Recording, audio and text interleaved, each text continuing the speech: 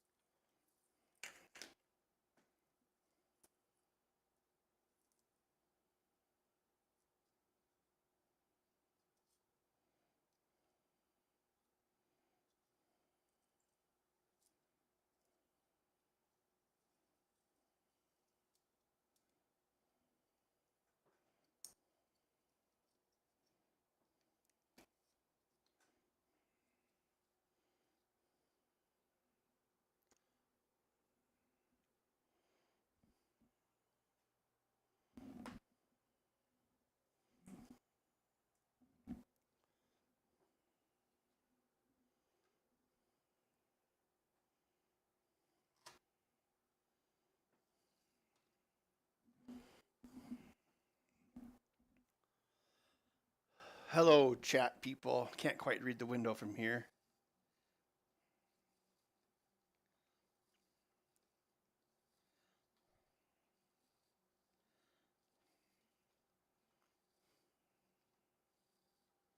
This is why we invented motors.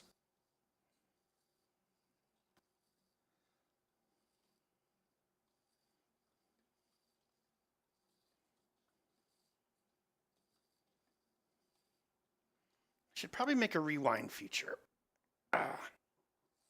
That might be handy.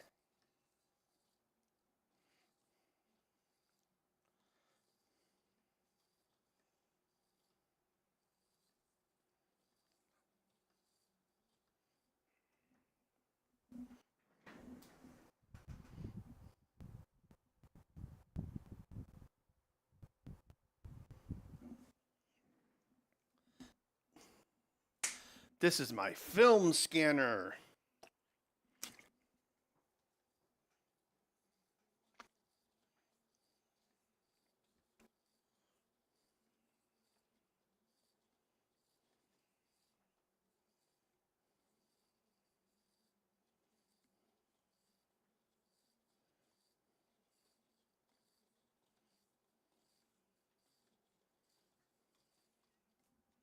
I am rewinding the film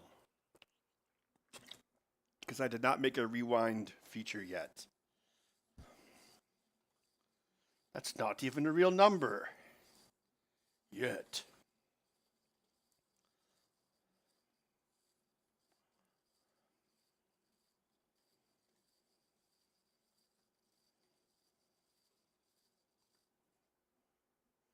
Ugh. Ugh.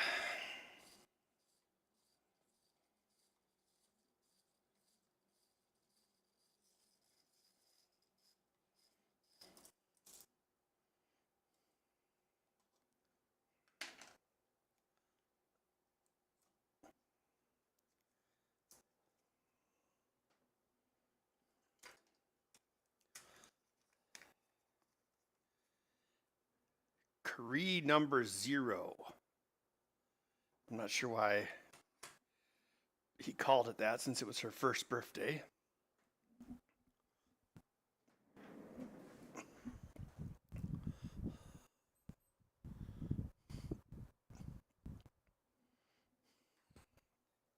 I'm not a lawyer, but I stayed at a Holiday Inn Express last month.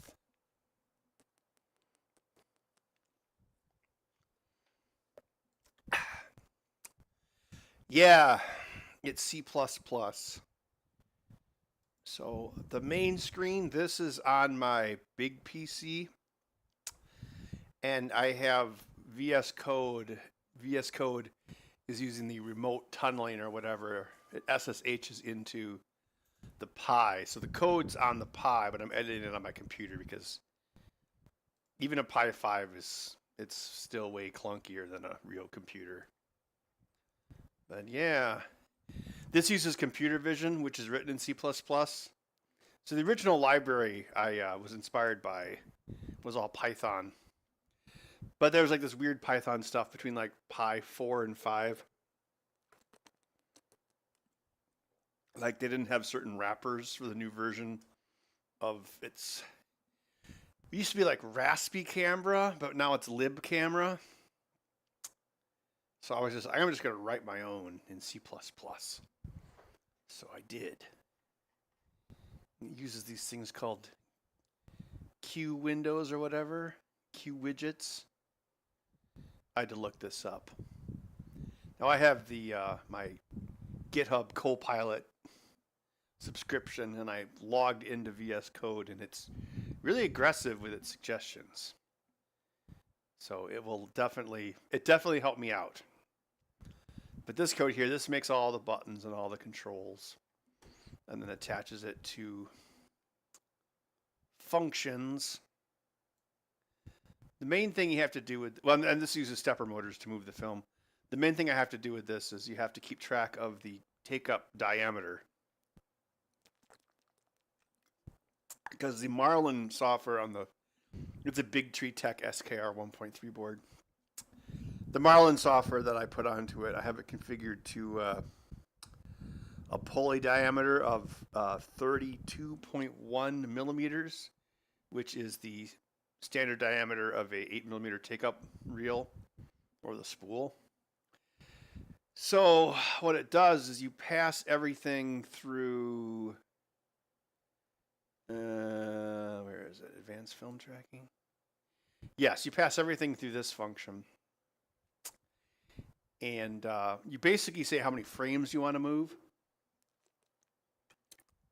So this keeps track of how many frames per circumference there is. And so it would be roughly 90 something when you start out.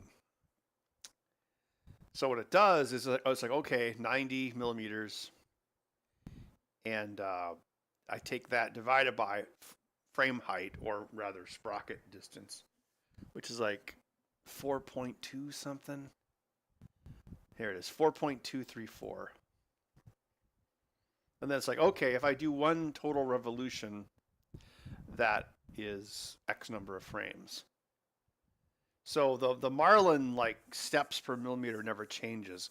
What it does is it scales how many millimeters it tells it to move in order to advance a frame, because the further you take up onto the take-up reel, the greater the diameter, which means it takes less motion to wind up frames. And yeah, I'm not sure if it's going to have enough resolution to do a full 7-inch reel, because even going on a 3-inch reel, yeah, I know I just mixed millimeters with inches. It starts out at 4.234 or whatever. And by the time you get to the end of one 3-inch reel, it's like 2.3 or something.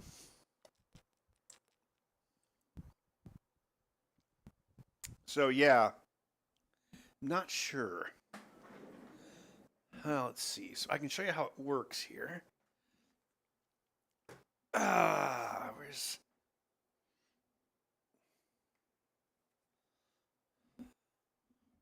Old cars.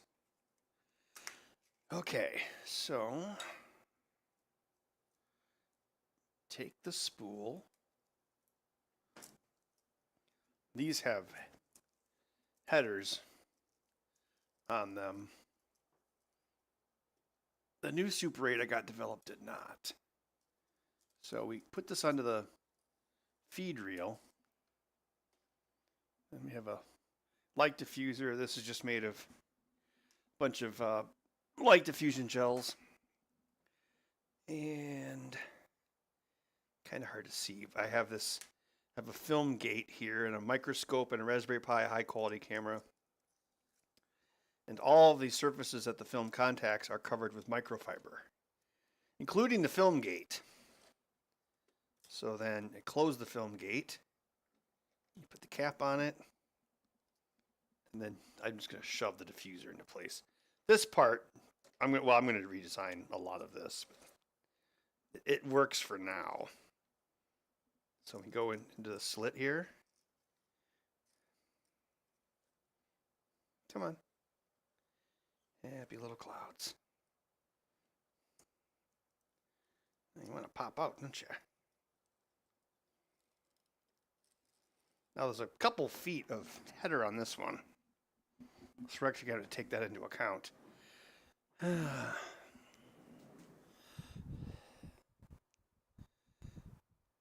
The orange one? Oh, he's around here someplace. Ugh. Ugh.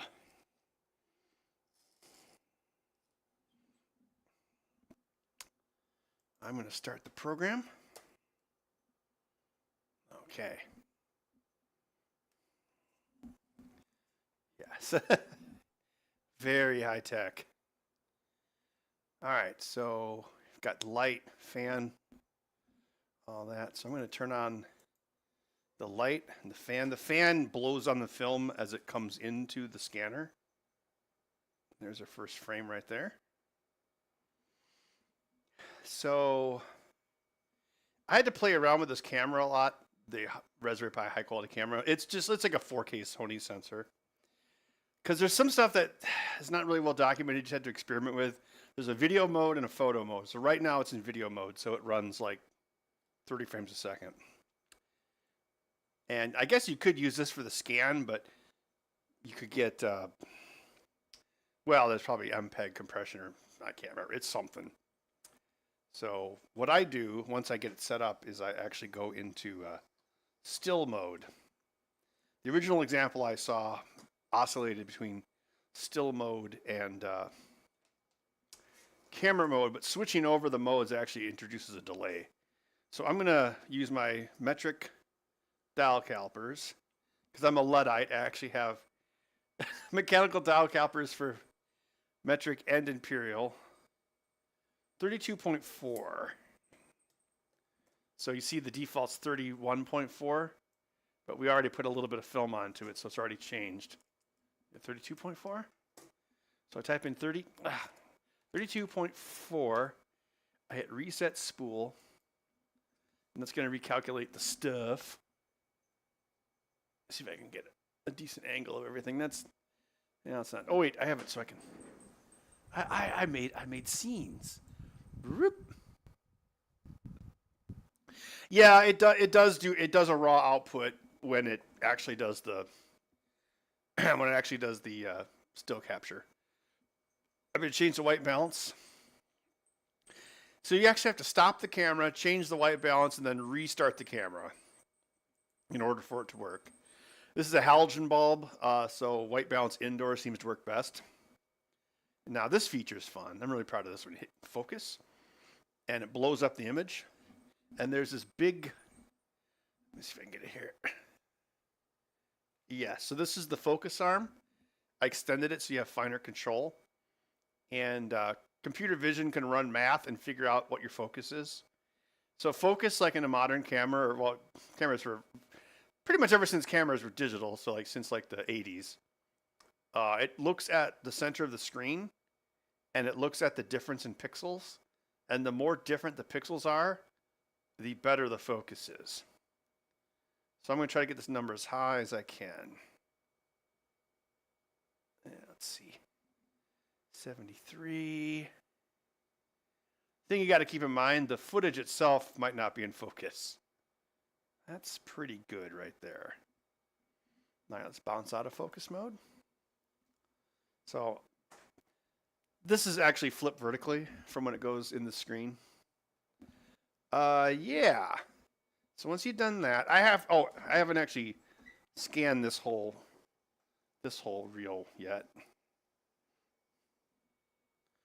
Yeah, so once you do that, you go into setup mode, and now it's going to switch to the 4K still. So what it does here, it takes one still. That way you can do this at full speed. So now it's just using a frame buffer. So I've got like sprocket tracking. So you can't track the whole sprocket because if something white touches the sprocket, it'll mess up the computer vision and the bounding box contour will change.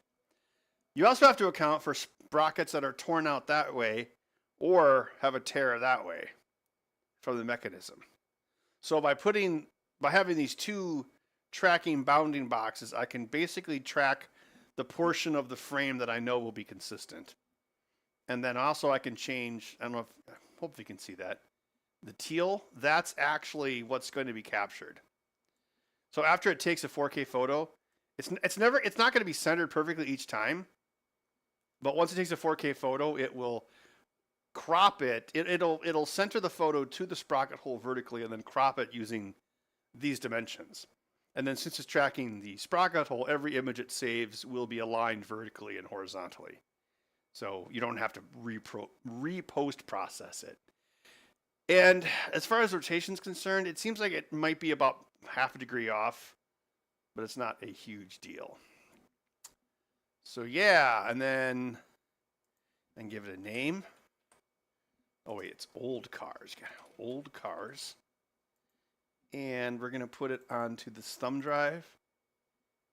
I think it might be ever so slightly faster because it's not saving to the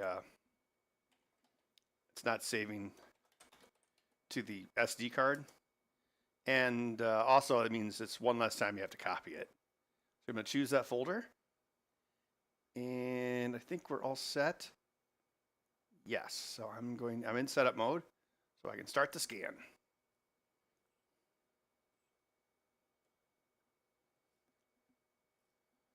So when you're scanning it, it flips the image.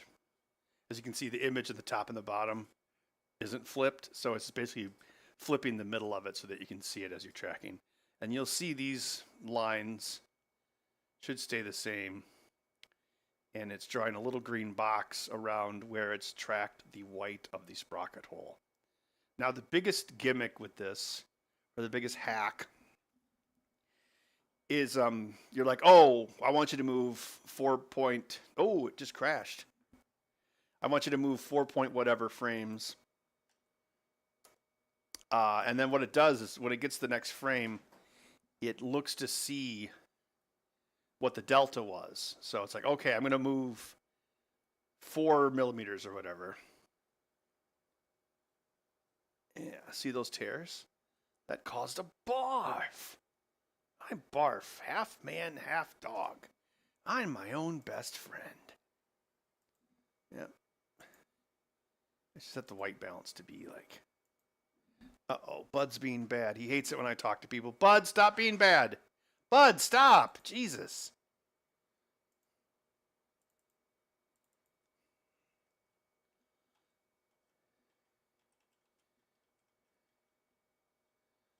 Yeah, see the sprocket hole stays put. So you can see see that's where we lost tracking right there. That's pretty much what it does. Bud, you'll make a wonderful throw rug. All right, so let's take a look at this back in setup mode again.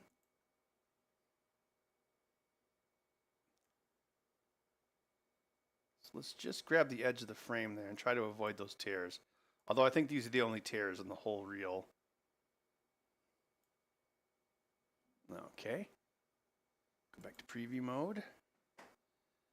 Let's rewind. Obviously, we got to get every frame of the buffalo. Otherwise, it'd be a waste.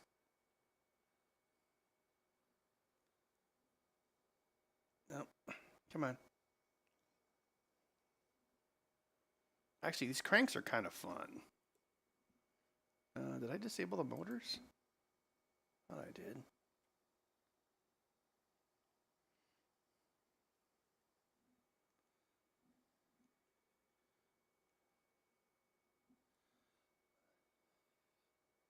That frame is lost.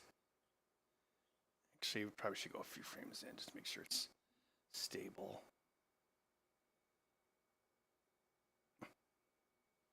Kind of feels like it's more like you're watching like thousands of old photos.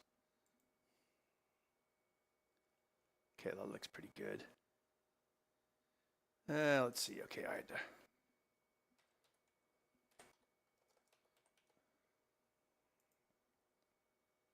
Oh, the human is talking to someone, and it's not me. Okay. Is it 32.4, right? Reset spool. Start scan.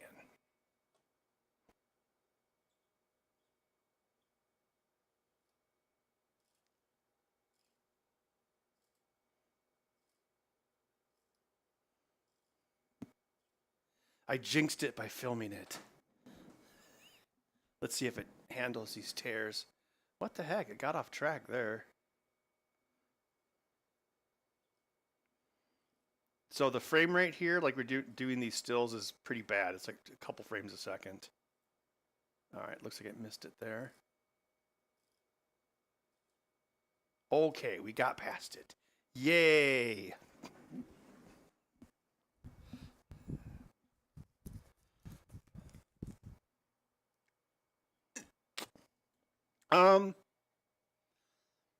I don't know when this one was shot. Oh yeah, see that guy coming into frame? See, so that's one of the reasons you have to just look at the edge of the sprocket hole. Because the footage I've seen, there's a lot of parts where like white stuff touches the sprocket hole. I don't know how old this is. One of the ones I scanned was 1974. I mean, I don't know this. I don't know what year this was. There's really no way to know. I mean, it would have to be at least older than 1982 because that's when my dad died. It's probably late 70s. It seems like most of the stuff that I have is from the 70s. Like another one is like 1973 or 1974. It's like a bunch of like vacation stuff before my parents had kids.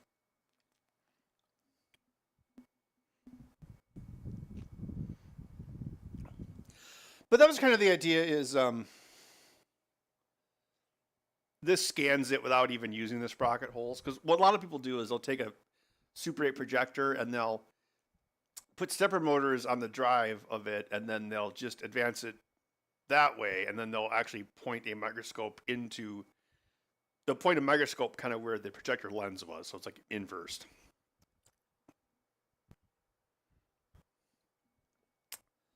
But I don't want to like tear apart my projector to do that. So a 3-inch reel like this takes about 70 minutes to process. But as long as it doesn't barf out, I mean, I can just, I guess I could just sit here and do something else, which is what I did yesterday.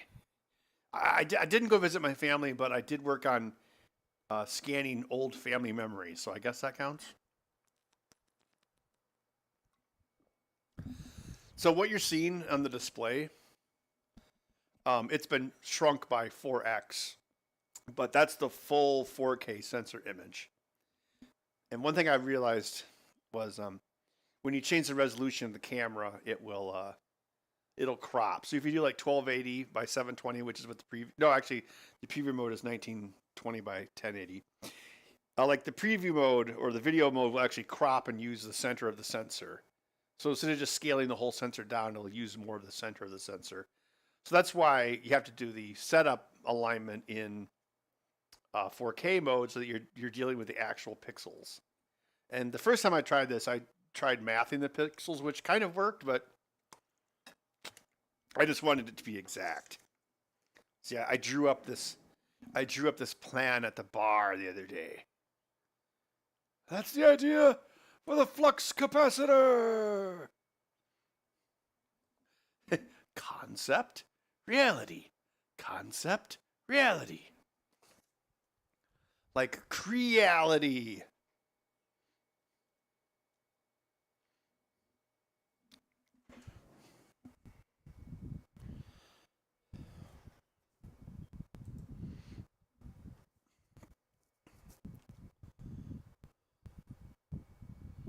I don't think there's anything secret on my desktop. I better check first.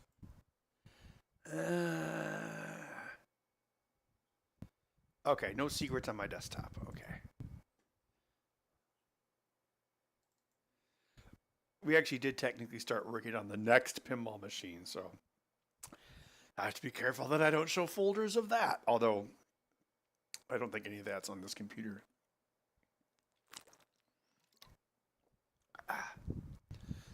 That's why I always give it a code name anyway. Like, I couldn't call Evil Dead Ed because people could probably guess what that stands for since it was a license a lot of people asked for.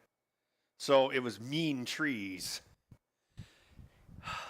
which I just made MT. So all the files are MT.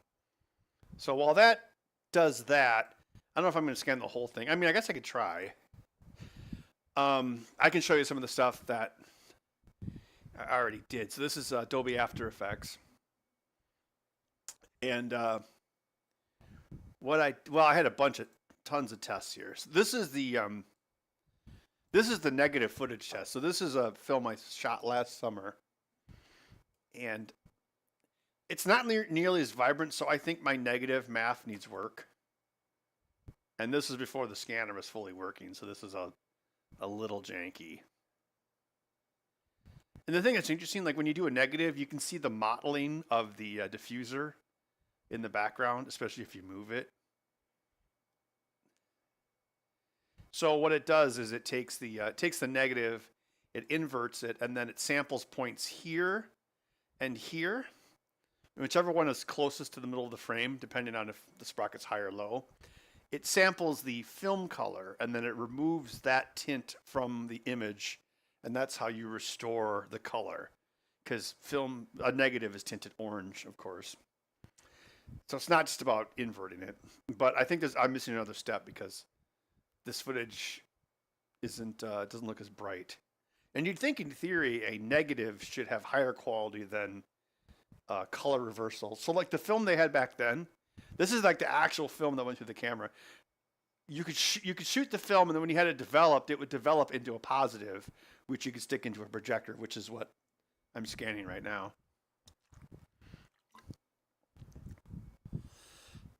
Yeah. So let's see. So I think on this one I didn't have the because I realized if you bring a series of images into After Effects, it defaults the frame rate of the image sequence to 30 FPS. So if you put it into an 18 FPS composition, 18 FPS being the standard speed of Super 8, it runs a little fast. That's what this is here. Running a little too fast.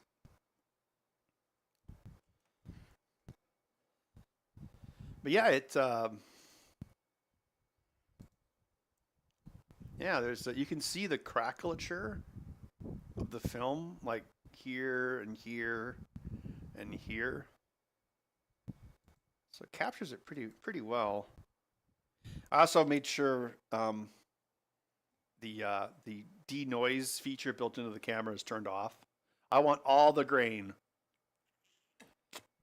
Give me all the grain. But yeah, you can kind of see the grain structure here. Yeah, see them? See the grain structure? It's a real authentic grain. And I'm not going to put this through AI or filtering. Like, I want the raw, crappy footage. Well, let's see. Yeah, look at this. Like, this is... You got to remember, Super 8 film is tiny. Okay, maybe not like that. See, look at this. You can... Sales of the $3,000 plus car, however, were battered by the Depression, and production halted in 1932 after blah blah blah cars were built. The something was revived again in date and stunning all new styling by Gordon Barrog. I mean, this is crazy that the car is powered by a Lincoln Straight 8 engine with 225 horsepower. Displacement is 123 cubic inches, and the top speed of the car is 80 miles per hour. I mean, it's crazy that you can get that off of this because, I mean, look at these frames. They're tiny.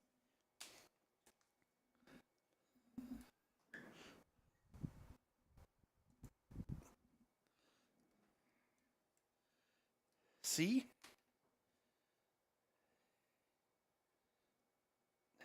The frames are so small. I don't know what to really compare them to. I mean, the actual film area. Oh, the film area is. I mean, it's not even 8 millimeters wide. It's like, I don't know, 5 something. Excellent camera work, right? Yeah, it's just crazy you can even resolve that kind of detail. I mean, it's I don't know. The film is probably like I don't know. It's really small. Like combing engine, yeah, that makes sense.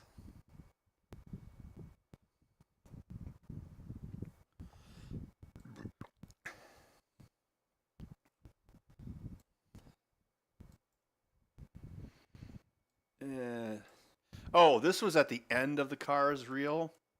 This is me experimenting with the footage out detection. So basically, if it gets a frame where it's just a big white blob, then it assumes the film has ended and it turns off the light and the fan and the motor drivers. That seems to work pretty well. Yeah, Super 8 always exposed part of the negative over the. Well, I mean, the whole thing is a piece of film, so really, the well, you can see it here. Where is it?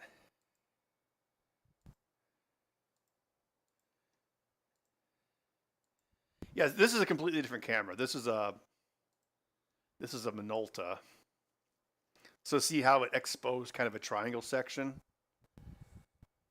But yeah, usually when you see a scan of a Super, you won't see the sprocket hole when you project it, but usually when people scan it, they get the sprocket hole in because there's usually always some image area around it. Like this one has a lot of image area.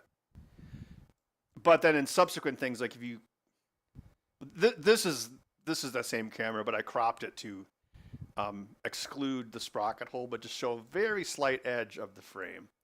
You see if I move the frame around, see that you can see the sprocket hole or the edge. So you get right about there.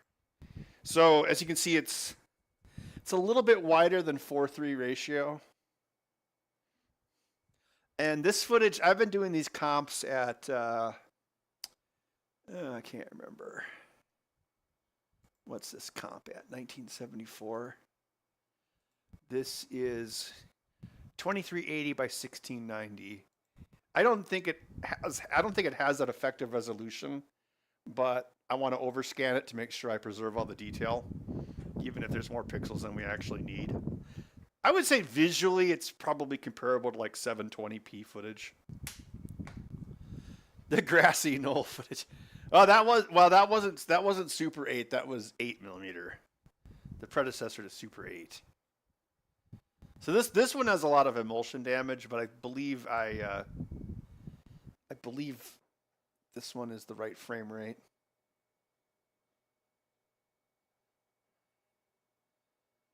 Yeah, as you can see on the cars is kind of jumping around a little bit. Oh, I have the wrong window open. Sorry. Whoops. Oh yeah. Okay, so this is a Minolta. So this is like a 1974 camera. This is the one I shot with last summer. So this is a negative. So there's an option to do automatic negative. Well, not automatic negative conversion, but negative conversion with computer vision. So you invert the image, obviously, and then clear turns black, and then there's a setting like you sample the film color here and here.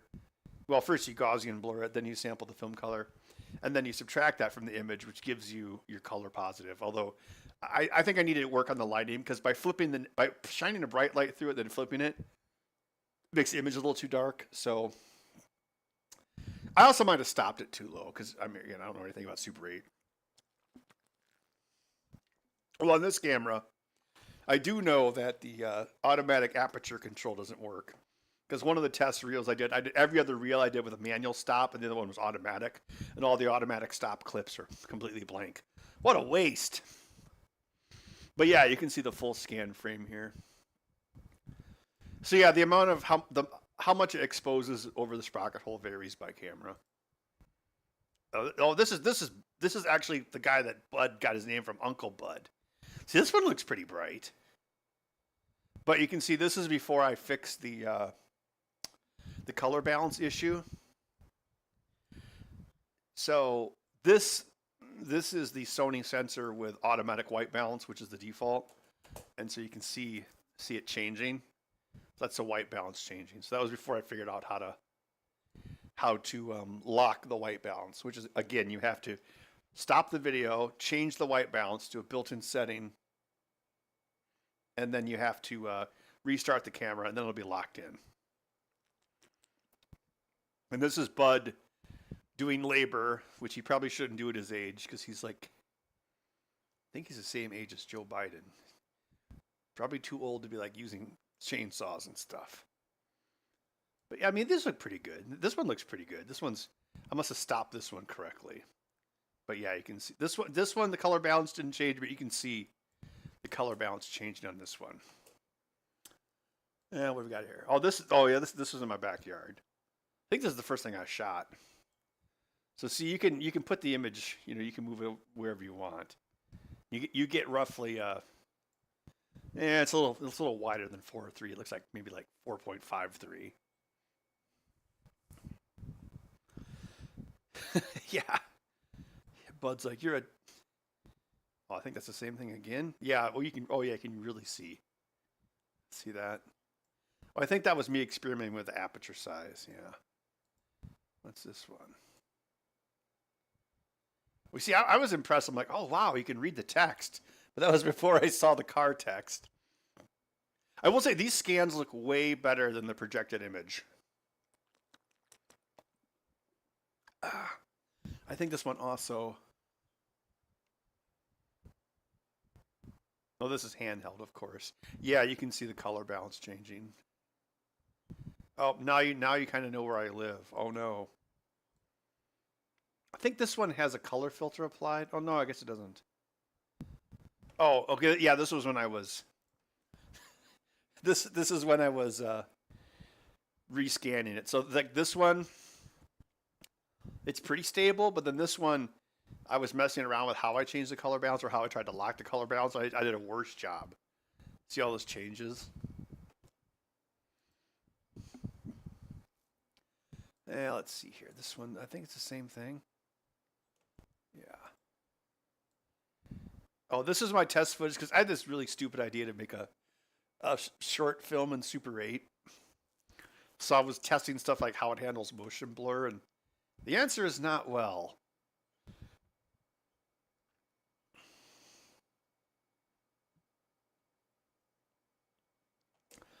So yeah, I think if you're making a short film, you'd have to avoid doing certain things like whip pans and a lot of fast motion.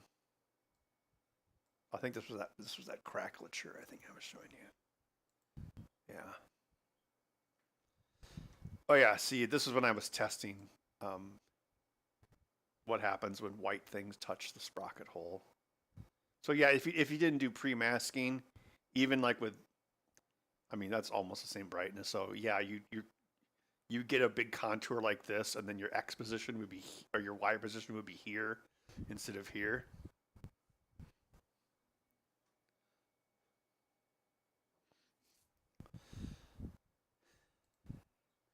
I'm going to make you watch all my boring slides. You see? God, I'm so bored. All right. Yeah, this one's got a lot of emulsion damage. You can see the dyes have failed. Well, it's not all bad. But here, we'll watch this one. This was Okay, yeah, this film, this said, well, this one says not Christmas 1974, so this film is over 50 years old. That's my mom. This is before I was born. What's that thing about people looking older in old photos? It's totally true. I don't know why. I don't know who that guy is. You know, that actually might be my Uncle Richard, if I had to guess. He's dead now. Oh, yeah, this is a big thing. All the slot car racing on beer cans. Well, maybe not the beer can part. Yeah, I bet that's Richard. I don't know who that is. That's Bud's wife on the right. That's my dad's sister.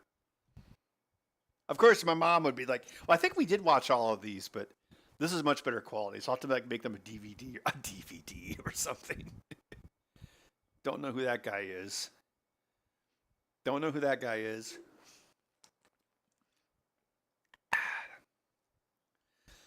Yeah, I think it might have actually the camera or the camera might be making this a little brighter because projected a lot of this was really dark because it was shot indoors.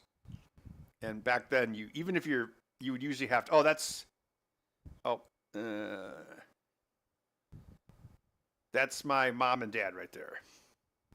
For some reason, they wore those weird glasses. Yeah, it kind of sucks. Like, since my dad took all the footage, he's hardly in any shots at all. It's really weird.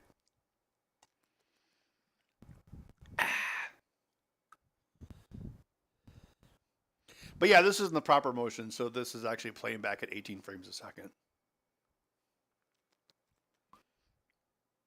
But yeah, some of this stuff it looks like this one looks pretty normal. That's my grandpa. But like stuff like right there, it looks like the scanner was probably it looks like it's being kind of artificially brightened probably by the automatic gain control and all that is still set to automatic on the camera. I haven't changed that yet.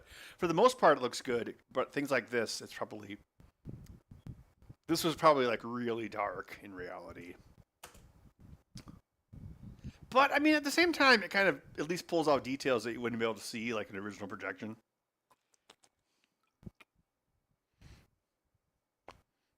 Yeah, look at this. You can hardly see anything here. Oh, I should have started a timer for that. Oh, there's a long dead dog. More really dark footage. Yeah, everybody in this looks like Texas Chainsaw Massacre people with all their hair and stuff.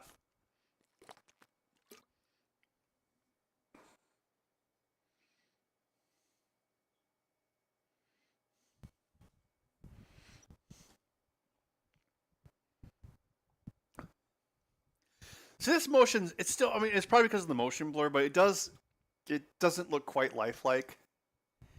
So it's weird. Like even if you shoot something modern with Super 8, you look at it, it looks like some sort of weird dream. But I think this was the first full reel that I successfully scanned. I think yesterday. Yeah, because I remember I drew up my frame idea at the bar, and then yesterday I like copied the footage to an old backup file, and then I pieced it back together bit by bit to make it less sloppy, and that's when I put in the sprocket scanner. But then it worked. Unabomber family, yeah.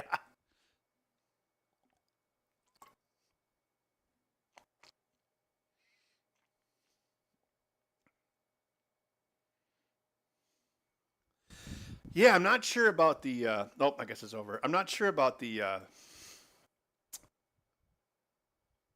Yeah, the 7-inch reels.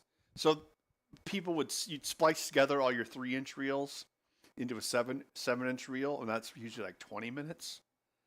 So there's a couple things I'm worried about with that. I'd be worried about. Well, I'd be worried about the math, like the diameter growing. If the diameter would grow so large that the movements would become too coarse. I don't know if this thing actually is doing stealth chopping or not. And I think Marlin is good to like 3 decimal places of millimeters. But regardless, it would become less accurate. There's no, I mean, yes. The Zapruder film. Yeah, when they did like the Zapruder film was 8mm, and 8mm was a little different. Like you'd have, I think it was called like a Bolex camera. So it would have the film would be 16mm wide in the camera, and the film like went from one side to the other. Well, in Super 8 it goes like this, like it goes. It's almost like an 8-track tape in a way, but regular 8 was more like 35mm, where there's like two ends, right? And so you'd put it through once, and it would shoot the left side of the 16mm frame. Then you take the cartridge out, flip it, you stick it in, and then it would shoot the other side of it. And then when you got it developed, they would cut it in half, and that's where a regular 8 came from. It's not compatible with Super 8, although some of the scanners, like the Wolverine scanners that they make that's like a common 8mm scanner you can buy. They have adapters so you can run both kinds of film. The main difference is the sprocket hole size. The sprockets are smaller on Super 8, which gives you more image size. Hi, Krillin. Yeah, I'm just showing everyone my Super 8 setup and probably some code. Let's see here. I don't think there's any like embarrassing baby nudity in this one, so it's probably okay. This was the second 3-inch reel. Look, most of this is out of focus. That's, well, oh, there. That's obviously pretty obvious who that is. It's my sister's first birthday party, so most of the footage is like not her for some reason.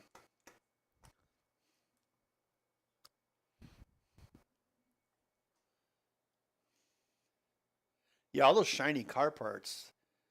Oh yeah, look at that car, like the sky's all blown out.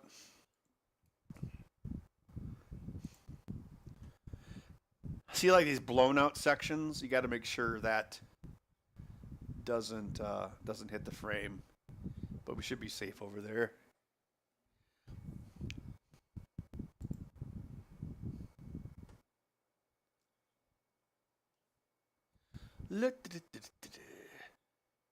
Oh, there's my uncle Dennis. He's one of the few other gingers in my family. There's only like 1, 2, 3, 4 gingers in my entire giant Irish Catholic family. Me, Dennis, my cousin, and her daughter. Yeah, the focus on this one, I mean, this was user error. Nothing I could do. I did my best. Yeah, I used to have hair. Yeah, it's crazy. Like, I didn't realize my cousin, that's obviously my cousin Matt. God, he must have been like 5 years old and he was already wearing glasses. Actually, Allison's oldest son has to wear glasses too. So just like Matt. Oh, there's my mom's awful garage. It still looks exactly the same. It's really triggering to see the things that she has not updated in her first house after all these years. Oh yeah, that's my sister. She's like, I'm the star. I miss hair too. Yeah. Remember lingerie?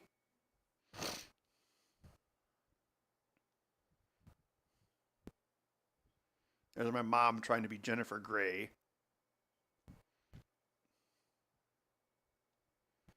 I don't know who that kid is. It looks like John Malkovich.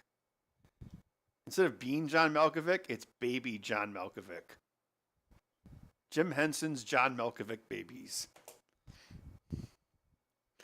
Oh yeah, tractor tires. It was always the thing. Like you'd buy an old tractor tire and you could like put it in your playground, or you'd turn it into a sandbox. That was pretty common. Or you'd burn it.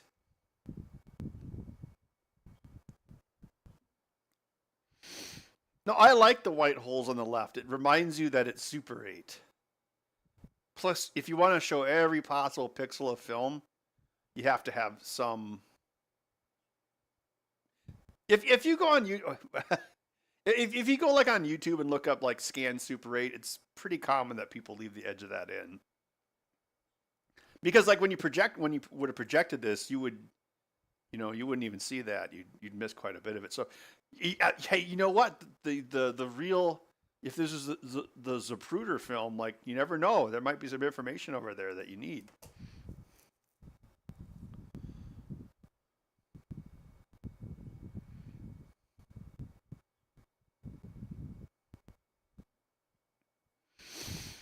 Yeah, I mean the image well, as long as it's in focus, unlike that shot. Like when it's in focus, the image quality is not that bad. So apparently they almost shot the original Evil Dead movie in Super 8, but then they didn't because it wouldn't have been good enough. I think they used 16 millimeter for that one. But I mean, obviously, it costs way, way more to shoot 16 millimeter. Actually, a lot of stuff, 16 millimeter is still used by a lot of productions. Like The Walking Dead is still shot in 16 millimeter, for instance. Obviously, it's not as good as 35, but it's pretty decent. So this one here, when I scanned it, I had a tracking error, so I had to redo the last bit, which is that section there.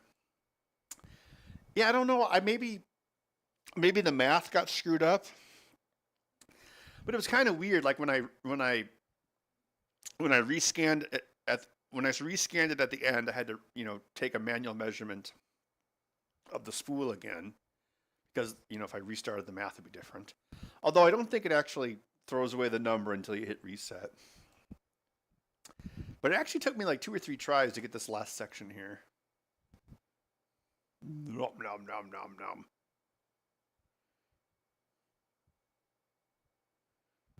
Cree was a fat baby. Look at them jelly rolls.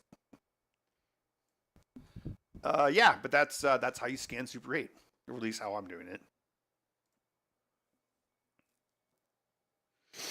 Yeah, use After Effects because Adobe Premiere does not allow you to set a custom frame rate.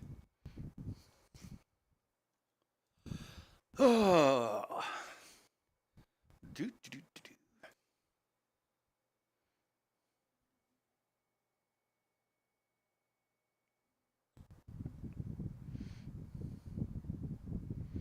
My car's extended warranty. Oh, I should buy a service plan for my car. Sounds like a great idea. I get so much freaking junk mail from like Metro Madison Ford. So annoying.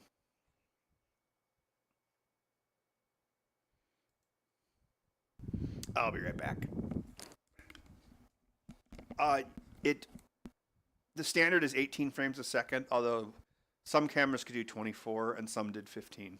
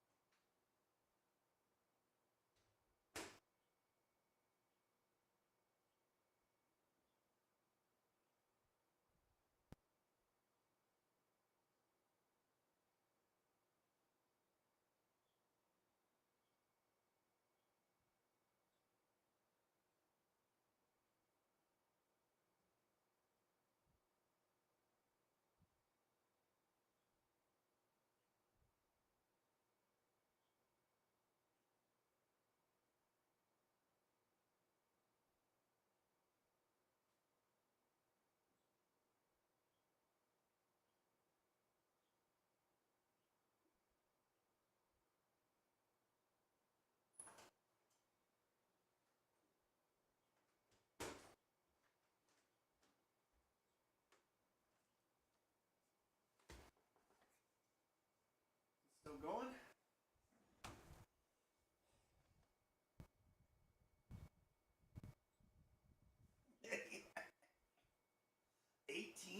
a second. That's right.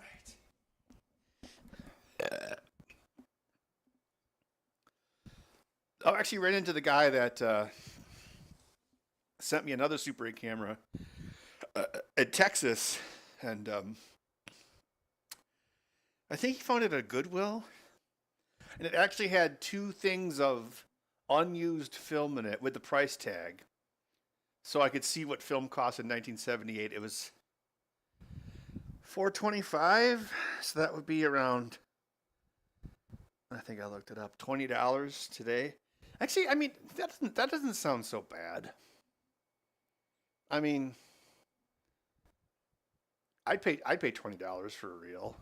Well, then you got to have it developed. But back then, you could get it developed anywhere. You get it developed the same place that would develop your 35 millimeter film. Now you have to send it off, so it costs almost as much to develop it. Like if you buy one from B&H. Oh, let's check it out. Oh no, HBO Max. I bet if it goes on the screen, it will disable it. Where the hell is B&H? God, who knows? Maybe the price has gone up again. No, it's still the same price. This was like $25 before inflation world. This is what I used for my tests. This is the most standard, although it only really works outdoors. Yeah. So it's color. I think. Oh, this one's not too bad. Tri-X black and white reversal film. So like that one, that would develop into a positive black and white. Although black and white, you're going to have more film grains. You're actually going to have even more detail than the color version.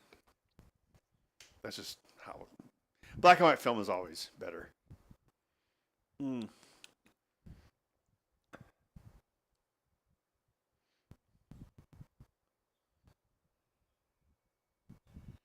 I think this is the one that is reversal. I'm not sure.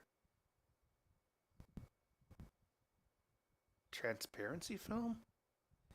As you can see, it's way more money.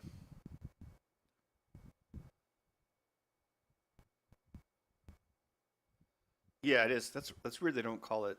They don't call this one reversal, but it is. Daylight balance, color positive movie film. So this is what most people would have shot with back in the day. So you actually get back the same piece of film that you shoot.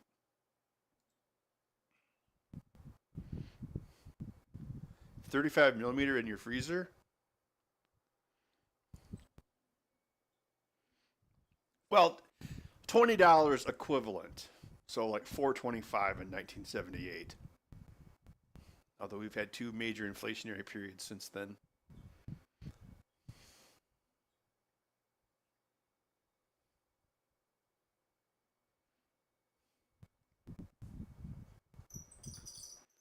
Yeah, Menards. I wish Menards sold Super 8 film. Save big money at Menards. Yeah, so this thing does a. Well, this is all setting up the window. It's kind of a big freaking. Well, actually, it was more of a mess. And way down here, like you get the main loop. Basically, the Q window thing runs the loop, so it runs the state machine at 30 hertz. And then once this loop exits, it cleans up everything, and then it's done. Ugh, why do you have to be like that, VS Code? But it's pretty simple. You got the preview state, which is, just when you're moving the film around when you want to see it at full speed. Then it switches the setup. It takes the current photo. That's the frame buffer photo I was talking about. Then it stops it. Then it changes the state, and then it jumps to this state. And then in the scanning state, it just basically just scans a single frame and then looks for the stop flag. This is the main scanning loop. You start the photo, you get the photo as a computer vision mat, you stop it, Then you make a copy into grayscale. Then you do a binary threshold on the grayscale, which basically makes it high contrast, black and white. Then you use that. Some of the code will do a Gaussian blur here, but I haven't. Gaussian blur is expensive. I don't want to. Seems to work without it. So then you find the rectangle, and then this part. This is the key to like my bar nap. Well, it's not a bar napkin. It's a bar piece of paper. How do I explain it? Like on this, so it takes a black and white image and it crops it to just this vertical strip because that's all you really need. Also, that saves RAM. So really, it's just so basically it's a big black strip, and it looks to see where the white is in it, and then it creates a bounding box, and then you just have to offset the bounding box when you map it onto the original full frame image. Yeah. So then it looks for the contours, which in this case would be the sprocket, and it draws these lines even though they don't do anything, but they don't get captured, so who cares? I mean, well, it's nice to see the lines, I guess, when you're watching it like we are right now. Well, watching me scan film, it's like some sort of like contest to see how boring of something I could possibly do. Anyway, this part. Wait, can I make this? I hate how this uses different key commands than Visual Studio. It's also kind of hard to be motivated. Well, first of all, C++ is more cumbersome than C#, so it's kind of tough, like coding in C# 8 hours a day, and then doing this. Well, I spent almost a weekend on this, but I'm like, I want to get this done, darn it, because a buddy of mine, actually the buddy that loaned me the Minolta, he really wants to build a copy of this to take to open source in June. So he's actually already printing the parts. I'm like, dude, I'm going to redesign a lot of the 3D printed parts. Are you sure you want this? He's like, yeah, I don't care. Just as long as it does something. I'm like, okay. So here, it basically makes sure that the bounding box is in the middle of the screen. So I need code that accommodates if this doesn't happen. So I think that's why that footage of my sister failed. Because if you miss and the frame doesn't end up at the center of the screen, so what it should do is it should tweak it, like nudge it until it gets to the center. But I don't account for that yet. So that can make it fail. Yeah, so you basically say, hey, is the sprocket more than 300 pixels? And that should be a setting instead of a magic number. But whatever. Then we say, okay, the hole is found. Then bounding box X plus sprocket left side. That basically, because remember, we made a vertical slice. So by increasing the X position of the bounding box, it makes it line up to the actual frame, and then we draw the green square around it, which is that right there.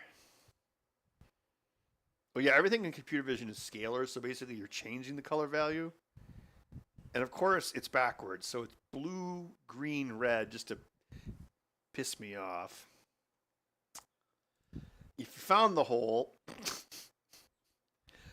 oh, this is the stabilization magic. See, that's all there is to it. Since we know where the center, XY center, or more importantly, the Y center of the, excuse me, I burped. Since we know where the Y center is of the sprocket, we can crop the frame vertically to that, and then we crop it horizontally to the box we defined in the setup stage. Oh, speak of the devil.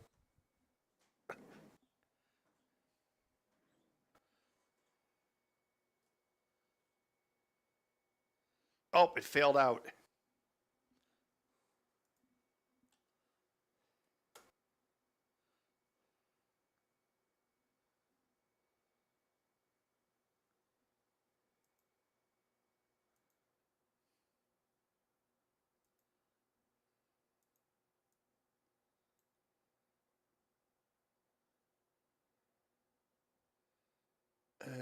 Yeah, we were probably about 70% of the way through.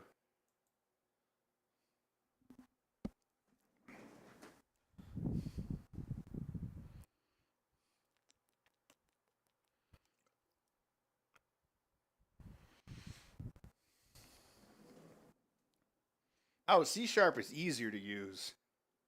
So that's why it's kind of weird to go back to C++. Because you have to do C sharp, you don't have to like do function declarations and stuff.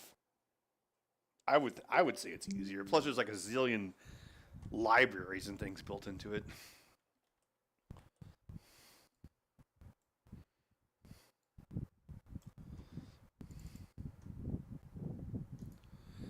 Let's see, what do we get?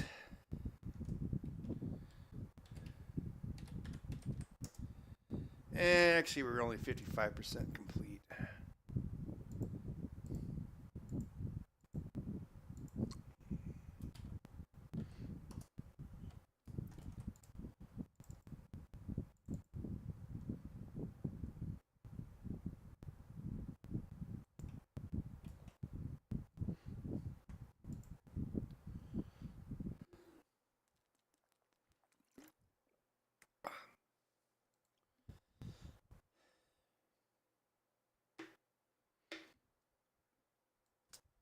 Uh, you don't have to make like function prototypes in C sharp, like this stuff. So you don't have to do like H files. It just finds everything and it just works.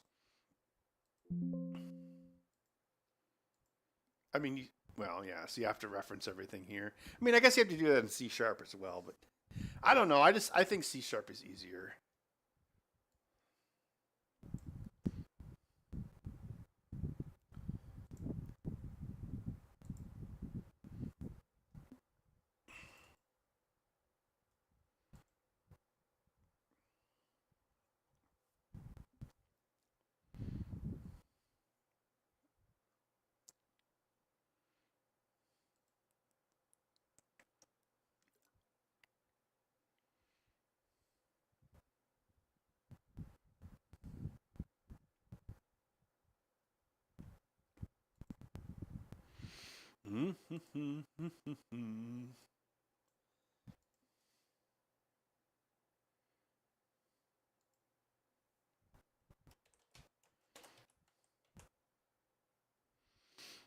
Oh, I even have a preset now. Super 8.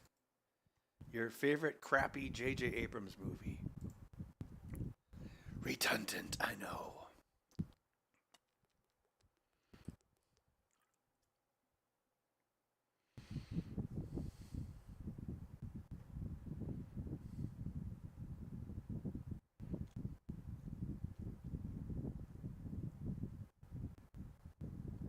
The spice must flow.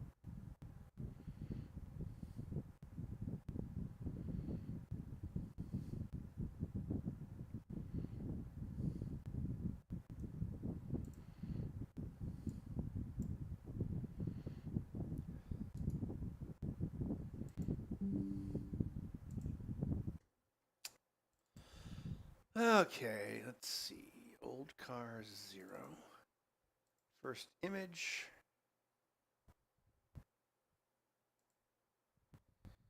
PNG sequence, import. Then we're going to interpret footage as 18 frames a second, not 30. Drop it into the timeline and presto potato.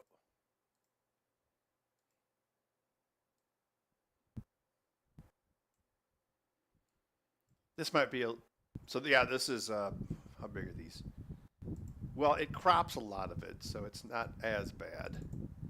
These are roughly, well, actually, well, actually, no, they're PNG, so they could have some RLE compression. It's about 6.9 megabytes each frame. Let's go.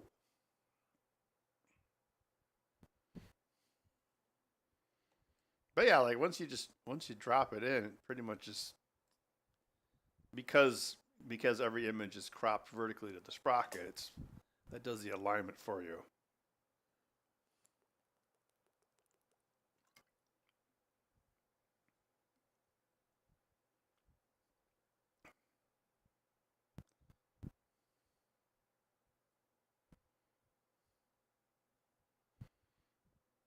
Wow. The past comes alive.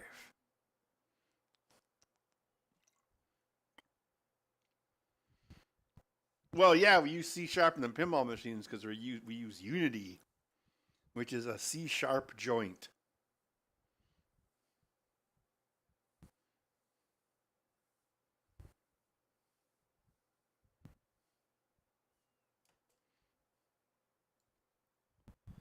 The skulls, the bodies. You give it all such a glow. I don't know if it's art, but I like it. Yeah, look at that grain. Oh, yeah, baby. Shake it, baby. Damn, I'm looking good.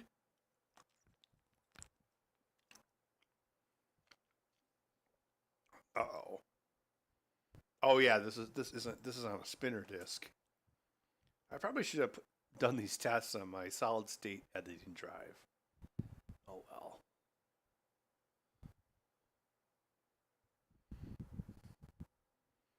No, I am not going to run this through an AI upscaler. That is, I'm not Peter Jackson. I mean, I wish I'd have a lot more money.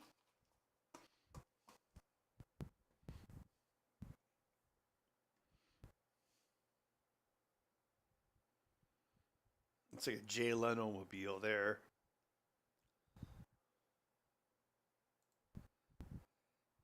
Oh, you could totally read that.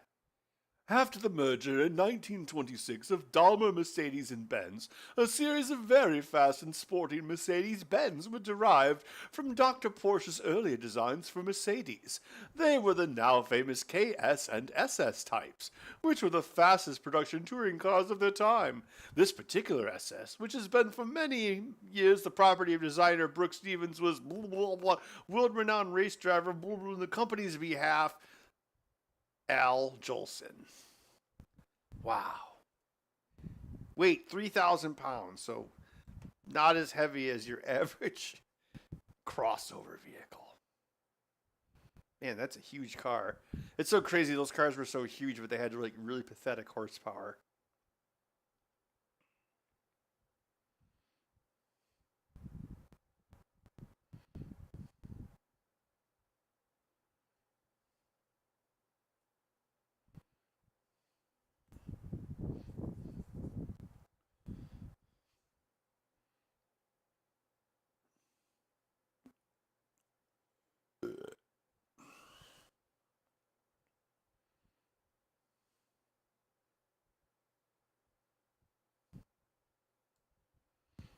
All right, let's see if we can get the tail end of this.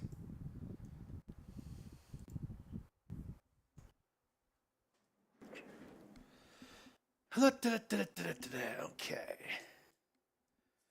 Let's measure. I guess I should have done this before. Well, actually, the program crashed. So I didn't have a chance. Well, the thing that crashed the program was that it was trying to crop beyond the range of the image, which I could put in a check for. 53.3 millimeters. Right, rerun.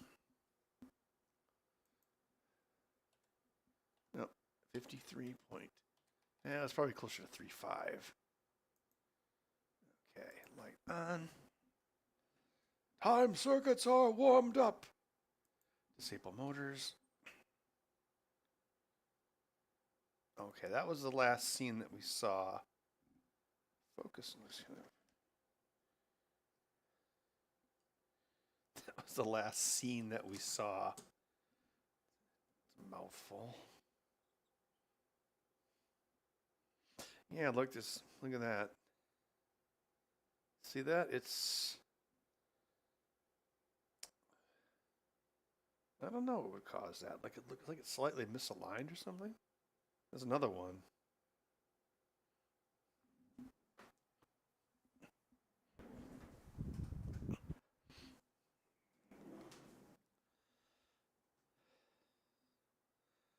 A fait accompli. Yeah, picture me flipping it off. Okay, so look into that later. Yeah, I haven't seen that error before. You know, in my one whole day of scanning.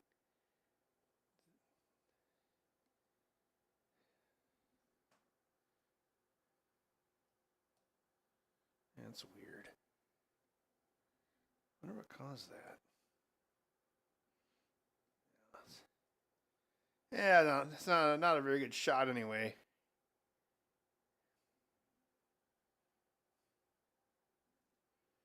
Do you feel some tension? Maybe is there film that's maybe like physically messed up? Oh, I love focus mode. It's so great. Yeah, look at that. Yes. Yes. Can we get to 62? Can we get to 62? 62. Yes, I'll take it. So I think well, as long as the program's well, I need to code it so it compensates for it. But in theory, you could start it and stop it, and it would maintain the circumferences. So you could scan film in chunks. Oh, I need the thumb drive back. Yeah, it's only 32 gig thumb drive, so it'll hold like one reel at a time. Yeah. Yeah,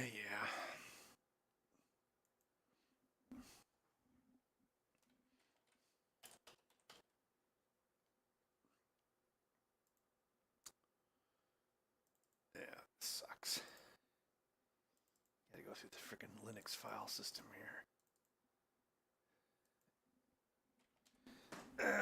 As we get this right, let's see what I call it.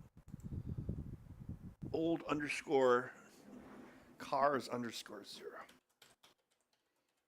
Everything is about. I think this. Wrong. I'll just change the name before I copy it.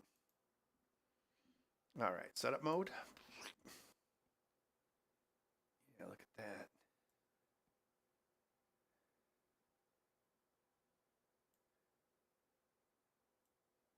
You know, yeah, I think I jinxed myself. You know what would have helped that weird exposure thing? A Gaussian blur. Hmm. Turn on the fan. Okay, that looks good. Let's go back to preview mode. I think we were on not tungsten. Indoor. Okay. Back to. Okay, we got the spool reset to 53.35 millimeter diameter. Setup mode and clunk.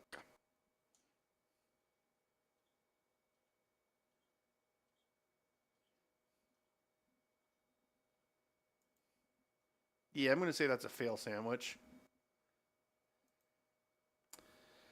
So the motor jerked. That probably is a clue. I wonder if it's like. God damn it. I'm trying to do Windows shortcuts on here. Ugh.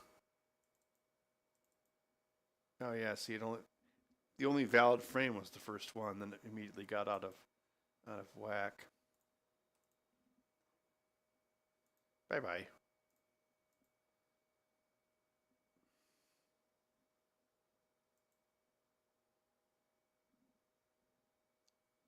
Yeah, look at the movement per frame has dropped that much. It started at 4.2, whatever, blah, blah, blah. Let's go back to preview mode.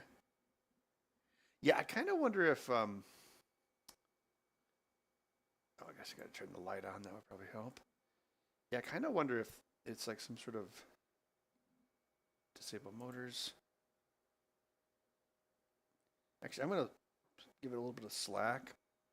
I'm going to re-enable motors and do my nudge. Nudge.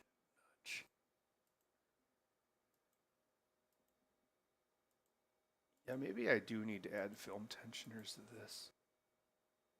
One more nudge. It's probably good enough. Setup mode. All right, we're still good there. All right, let's try it again.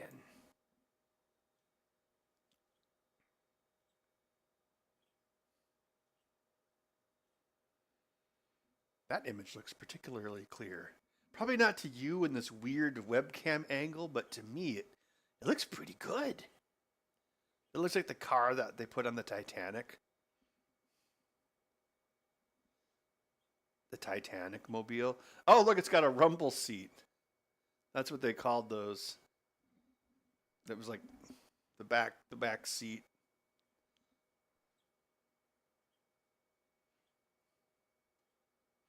Yeah, something else you have to watch out for. Uh, well, this isn't a negative, but when the word Kodak goes by, you have to make sure you're sampling. I guess you could sample from over there too. Yeah, I probably should make. Well, the thing is, if you had a sound Super 8, wasn't super common, but if you did have a sound Super 8, the magnetic strip would be there. Yeah, that shot looks good. Of course, having a big star, almost said planet, having a big star providing the light, that helps. It's a Ford. They circled the problem.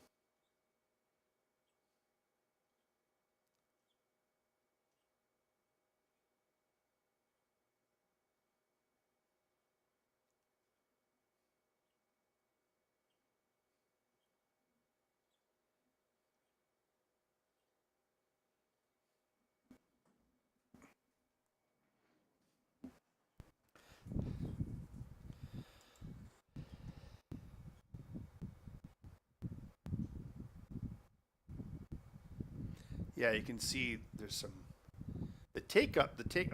the feed reel probably should have a tensioner.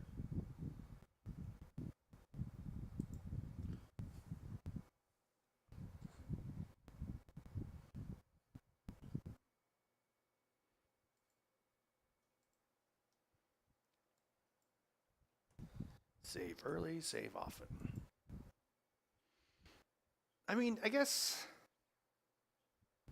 what would that be? 27 gigs for 3 minutes. So that's roughly what? 7.5, 7.6 gigs a minute.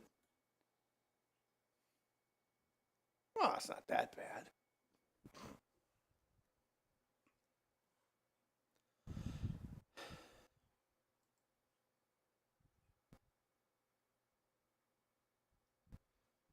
You know, there's a way you could solve the. Well, oh yeah, you just need a continuously variable transmission. That would solve the problem.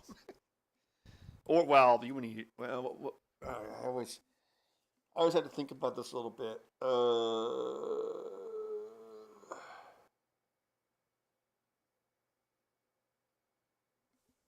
God, I'm thinking of it in torque, but it's the other way around.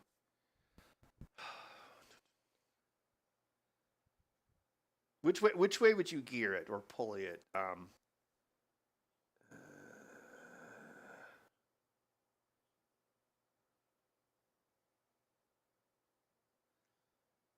thinking it would be a big pulley on the motor and then it would go to a small pulley on the shaft.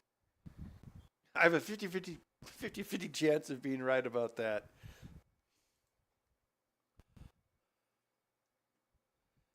Oh, this is where it looks for a big white blob, and then it stops the scan. Inverse tachyon pulse? Sure. Anyway, so after it saves it, which is right here, then it shrinks it and sticks it onto the screen right there. Oh yeah, then this is the magic sauce, which maybe needs a bit more magic. I talked about the frame delta. So it says how how much off from center is the so center on this would be 1540. So how much off is the center Y? And then it creates a negative or a positive float. Whereas you go from 0, which would be perfect, which sometimes it does hit. Well, it's right on the screen. There's one right there, 0%, 2%, 3%, 2%, 1.7, 3.8, 0.4. Yeah, I wonder if it's like was like mechanically binding or something. I mean, there is like a lot of friction. Well, I mean, hopefully it's not friction. Well, technically it is friction. Yeah. But anyway, yeah. So it says, oh, okay. The Y is this much off the exact center of the screen. So when it does the next frame, it adjusts the movement. So it's one. It moves one frame plus the delta. So that would be either obviously if it's negative, then it would go low. Actually,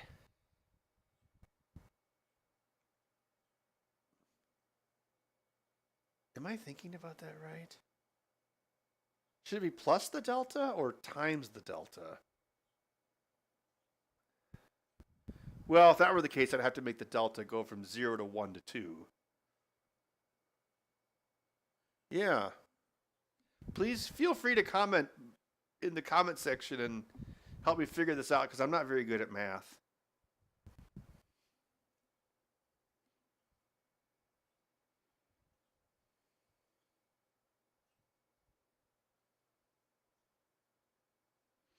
Well, no, actually, it should be right because if you go from, if you go, yeah, because if you're just going from -1 to 0 to 1, that would be 100% in either direction.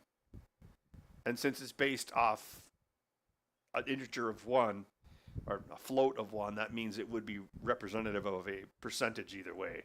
Because really all percentage means is that there's a couple zeros on it. But please, if you're better at math than me, which is probably most of you, please chime in because I want to make sure it's right.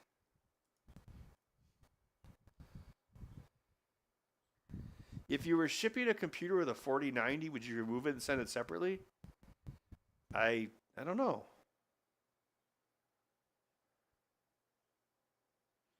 Actually, you know what? I probably would because those things are so big and heavy. I would be worried about them bouncing in the slot, even though they're screwed in.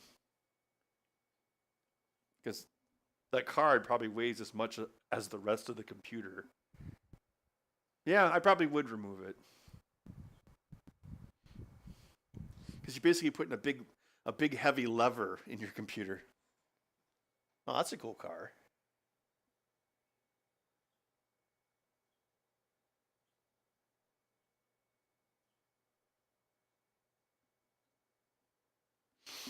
I should put more information on this screen. I mean, you can see it in the preview screen. So if this processes correctly, the preview screen should tell us what the code thinks the current diameter is. And then if I want to make a reverse feature, I mean, it probably doesn't have to be super exact, but I'm going to have the spools be inverse of each other. So I'm going to have to. That's probably not as difficult as I think it would be. Yeah, because you could just take the average outer diameter of a full spool and then subtract it from the other diameter. Yeah, that's probably not a big deal.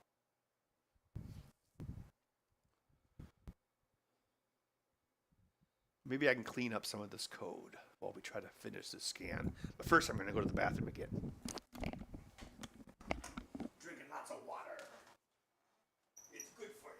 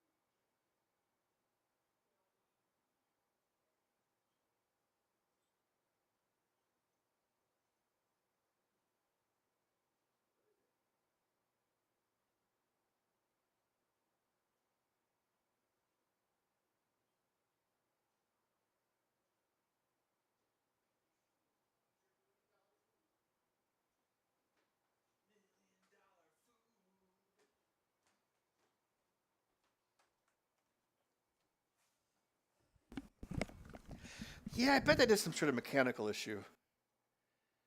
Actually, I don't even have a set screw on that shaft. Oh, it's doing it again. Jinx!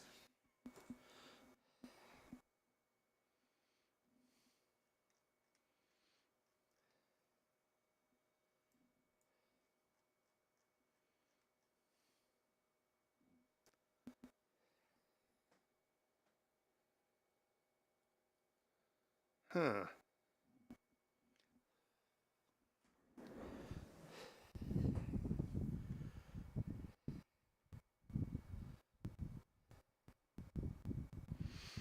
Oh yeah, I definitely used well, see, look right over here. I definitely used AI to help me with this because this is my first computer vision project.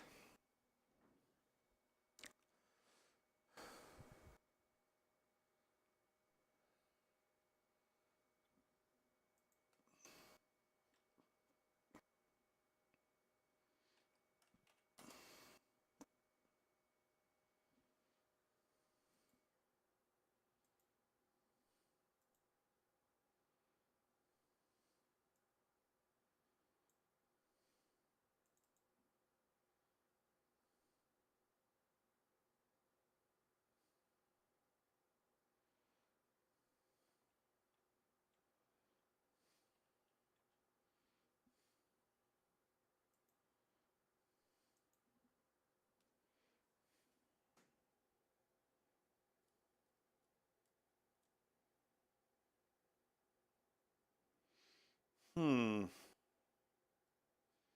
Yeah, this film doesn't have a lot of tension on it right now. I wonder if that's part of the problem.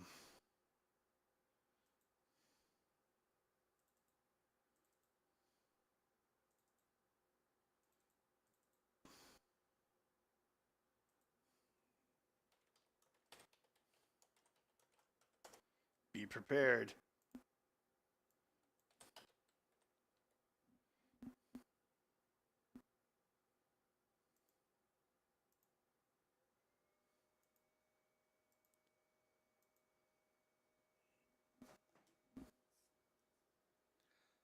Da, da, da, da, da, da.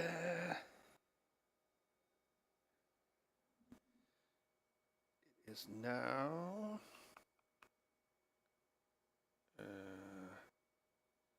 57.3.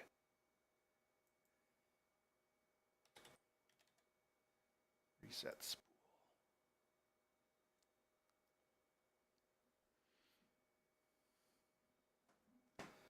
Disable motors.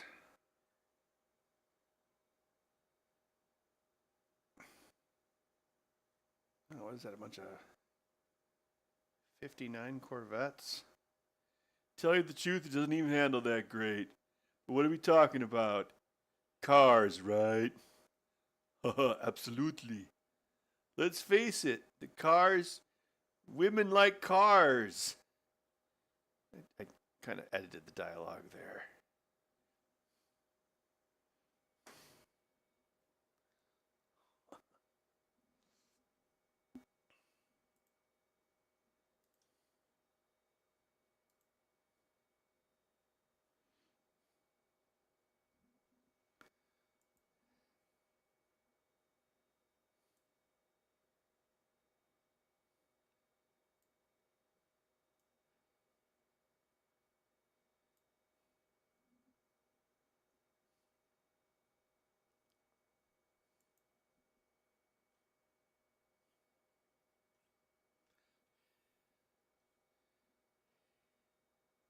Yeah, she's married to some boring jerk.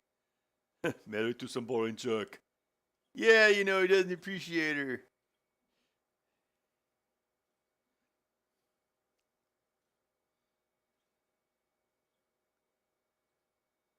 I'm not a spy.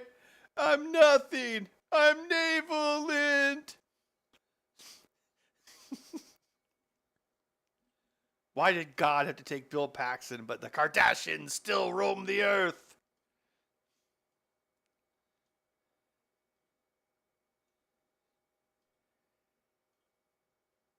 Actually, only one of those is a Corvette.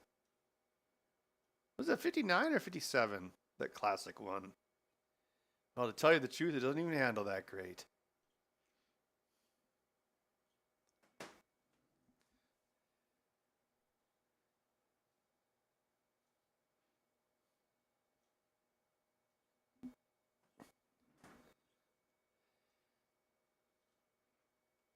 I kind of think this window, well, it obviously isn't updating as well as it should. But yeah, the big point of lag here is actually taking the 4K photo. But it's also doing a blocking command on the G code. It says move however much distance, and actually it's waiting for the OK response. What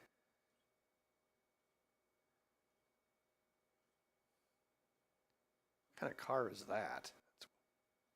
Yeah, look at that weird flip there.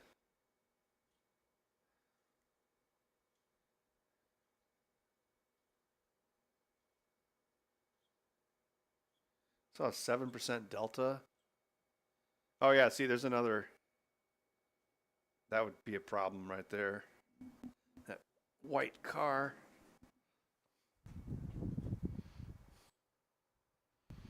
Oh, you just watched True Lies last night, huh?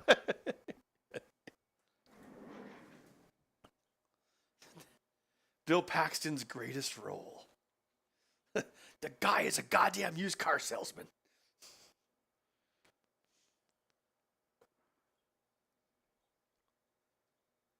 Bud, are you being bad? Bud hates it when I talk to other humans.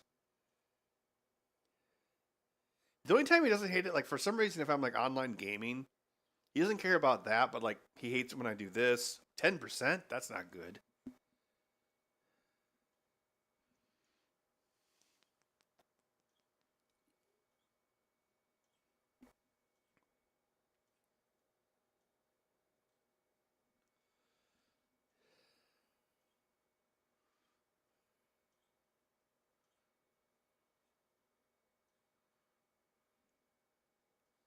Come on, old cars, real. You can do it. Ooh, 11%?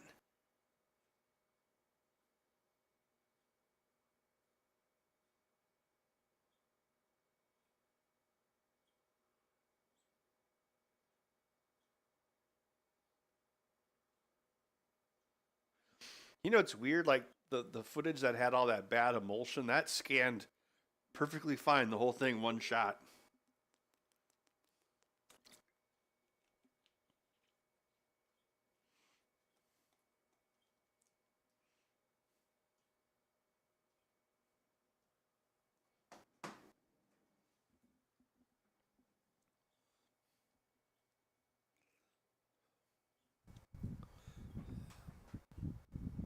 Pizza reviews? No, I'd rather do this kind of stuff. Bud, what are you doing? I need to go check on the orange terror. Hold on. Bud, are you destroying things?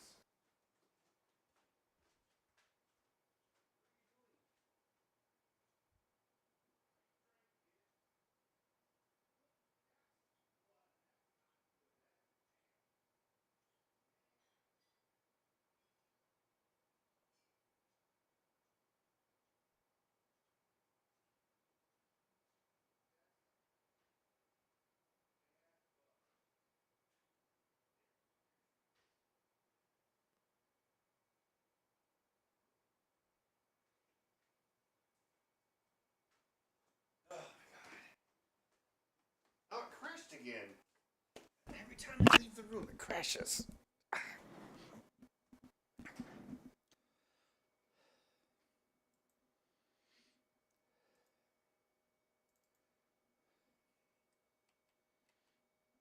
think that's the wrong folder. Thing is, yeah, you can't really see the deviation here. I guess I could embed like a secret code. Like I could put some text on the side of the screen or something.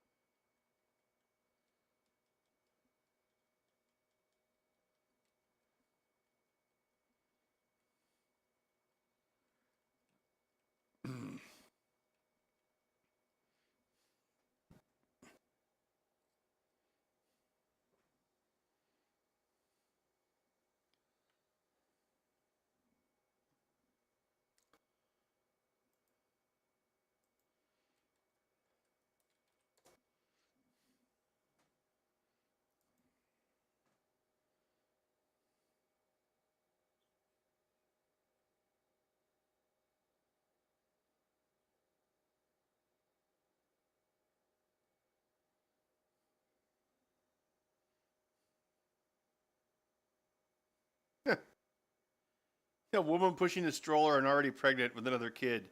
That was a different time back then. People had kids.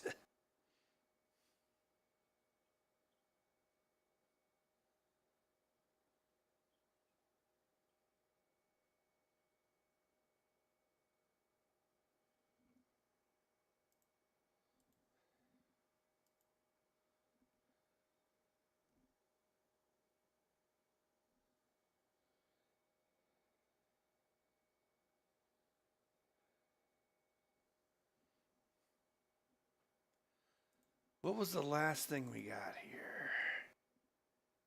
Okay.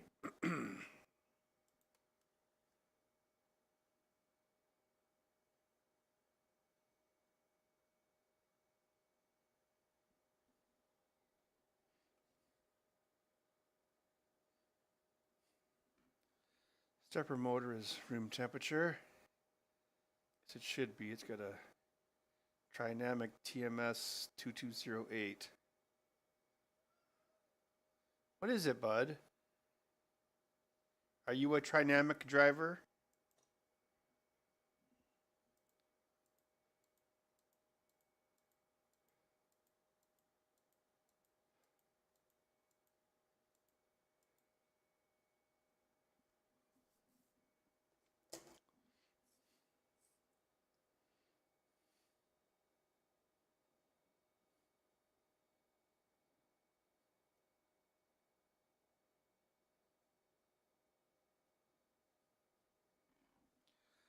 Uh,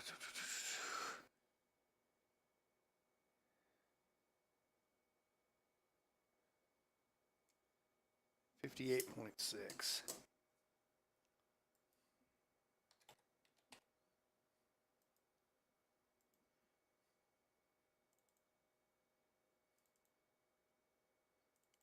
Started out as a routine scanning job. Became too difficult.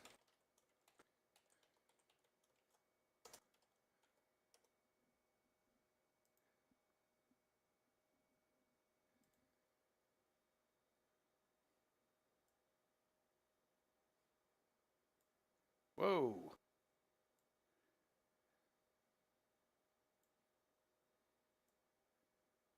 Yes, bud. The plant is gone. It's dead. Are you happy? It seems in your anger you killed her. No, she was alive. There is the terror of Madison. Dun dun dun dun. Dun dun dun dun. Bud, are you thinking about grabbing those reels? Don't do it. Whatever you do, don't.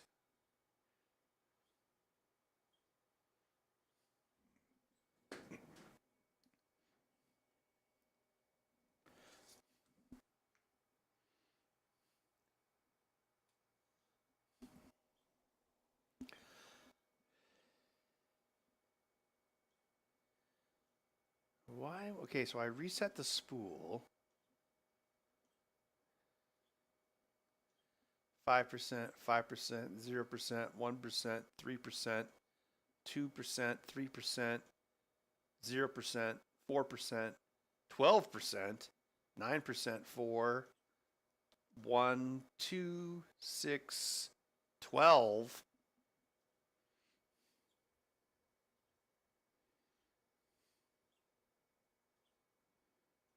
You know something else? I am only driving these at 12 volts. And the stupid, lazy reason I'm doing that is because I'm also powering the bulb using the heater MOSFET.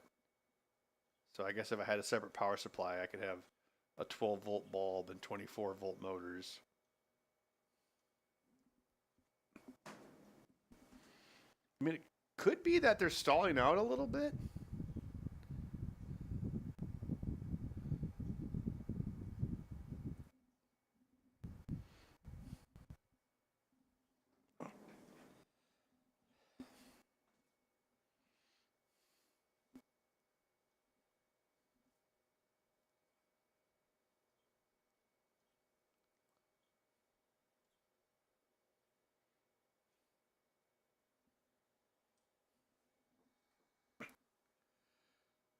Come on, old cars. You got to be getting close to the end.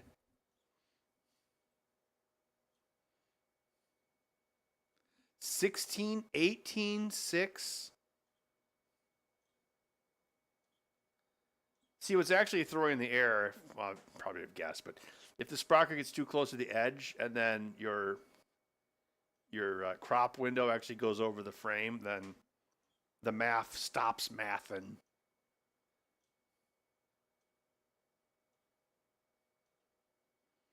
Oh, a hot rod.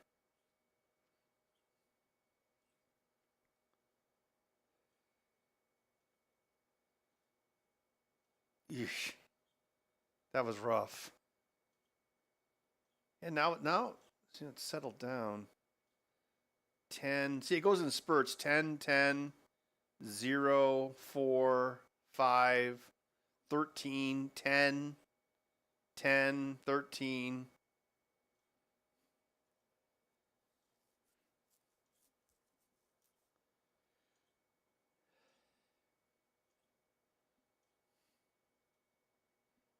And, well, I mean, it's a microscope, but still, there's going to be some spherical distortion. So ideally, you want it in the center of the frame. I mean, well, there's probably a minuscule amount of spherical distortion. 13, 11, 14, 8. Yeah, it seems 17. Oh, 17 crashed it.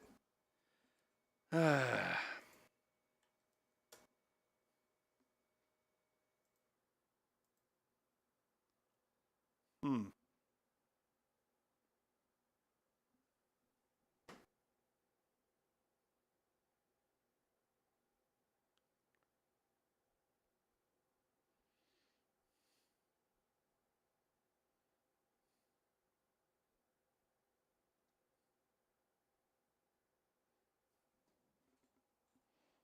Bud, what are you doing there? Are you a blinking bud? Blinking bud, blinking bud. This bud is a blinking bud.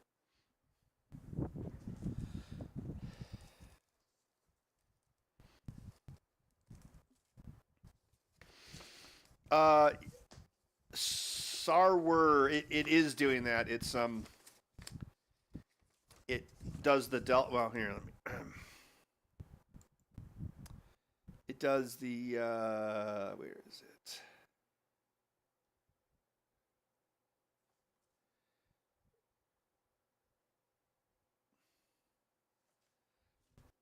Hmm.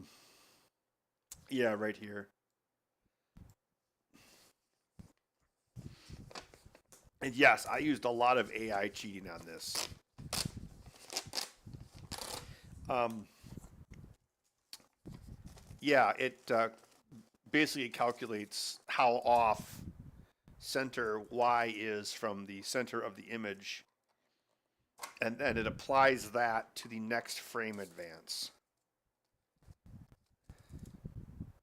What does this one do?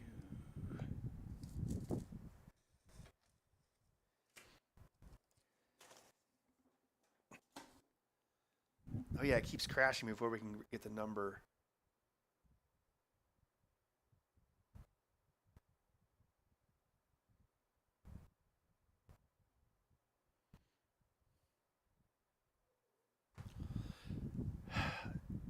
Oh, you think that steppers are under? Yeah, you know they might be. Um, uh,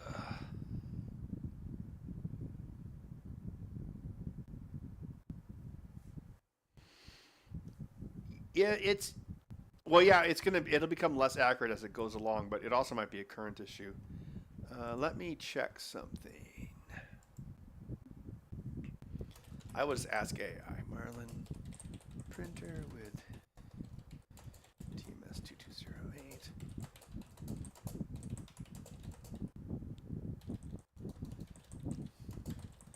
Let's see if that fools it.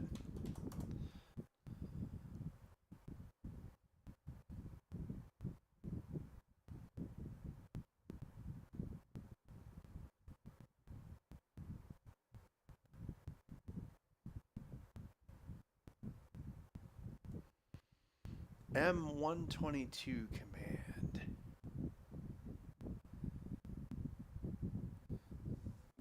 Let's take a look.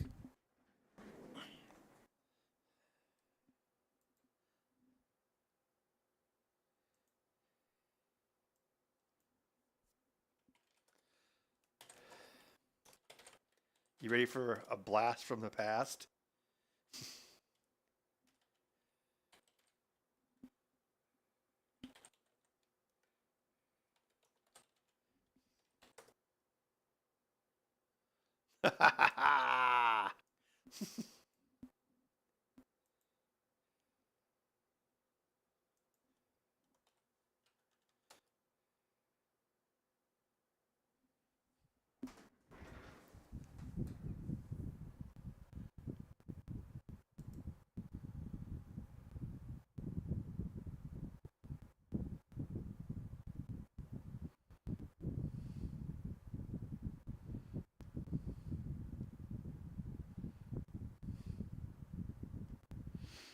Hmm.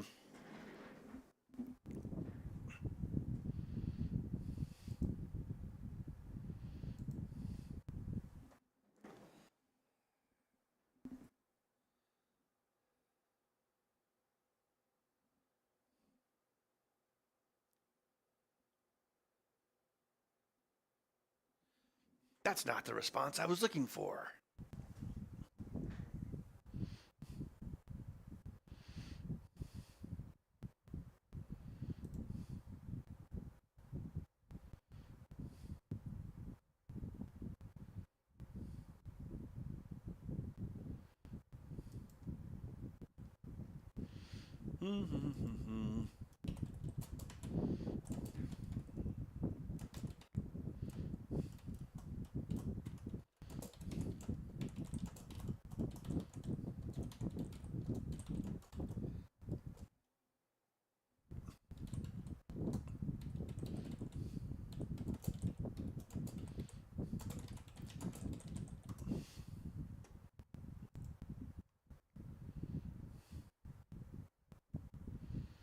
Oh yes, that is Pronterface.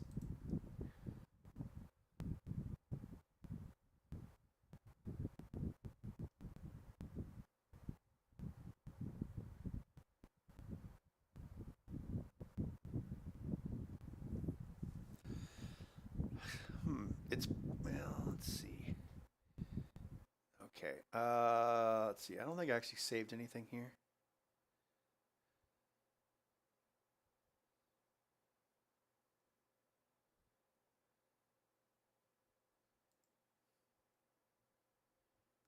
Close the folder. Let's see. It's on my desktop, I think. Open folder.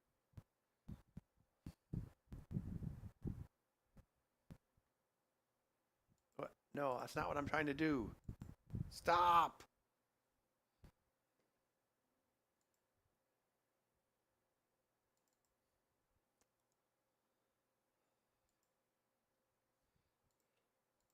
Stop trying to remote in. Stop doing things.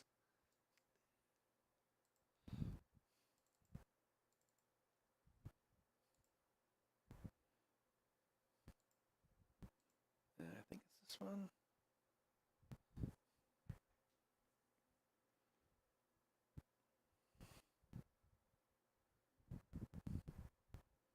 All right, Platform IO, do your thing.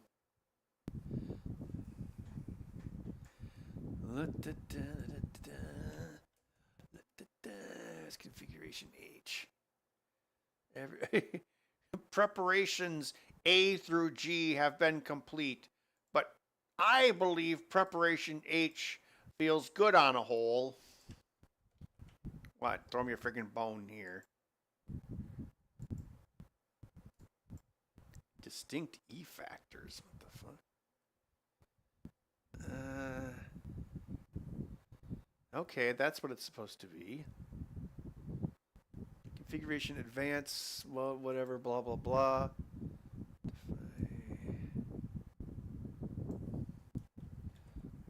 Okay, let's take Oh, this is definitely less. Uh-oh. Where's Dave Jones? We need him. Womp womp. Unbelievable. I better check OBS to see if anyone is like having a heart attack over this.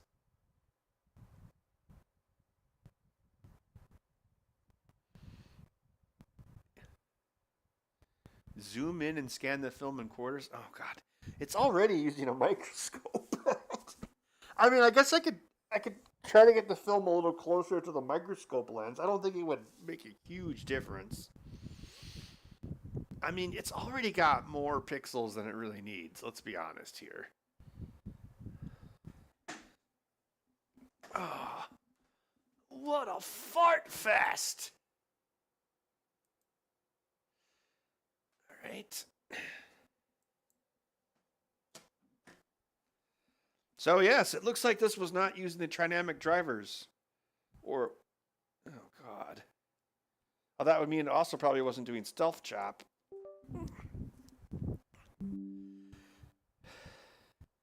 There's a problem with the drive. What? Why don't you go scan yourself?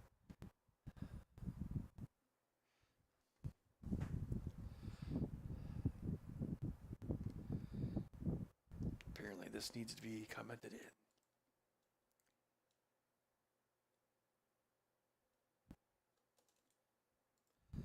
I guess we need the TMC debug. Also commented out.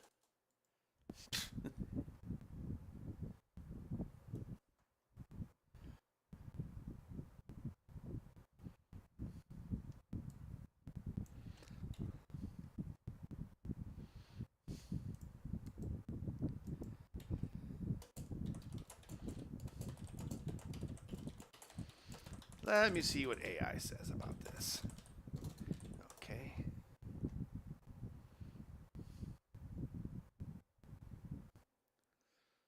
Okay, this should give us the report. Okay, so that H, that's everything. Ugh, what a mess.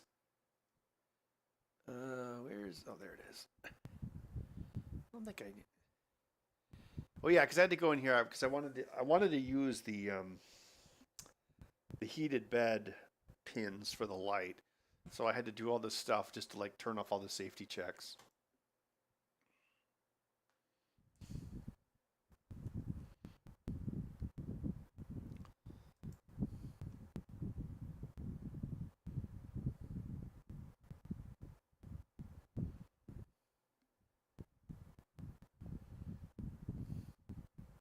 What distro? I don't know. It's whatever Raspbian is for the newest. Is it Bullseye? I do know that there was like some driver stuff that was different between like Raspberry Pi 4 and 5. Okay, let's get that guy there. Put it onto the firmware thing and eject it. Oh no, I'm a Mac user. I was properly ejected. Blah blah blah. It's not currently in use. There you go.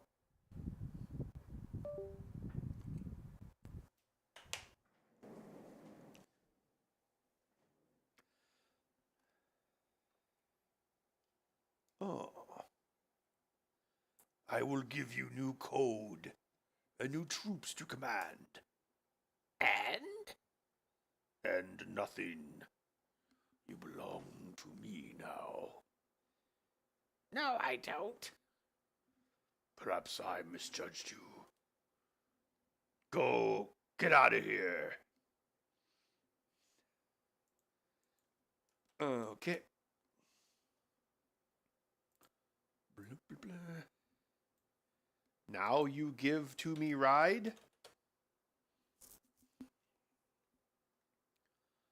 La, da, da. Okay, stealth chop is true. Current is 800, 800, 1400. Why Z is higher.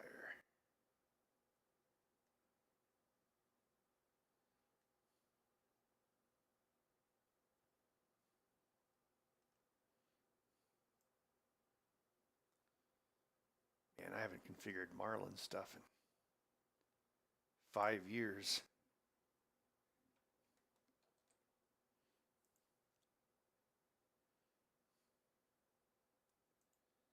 It's been 84 years. And I can still smell paint. Let's see what AI has to say about this.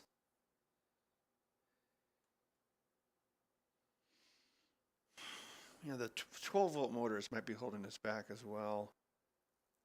Now, stealth. Okay, so stealth chop will give you, theoretically, supposed to give you like 256. So past microstepping of 16, although 16 is the typical, because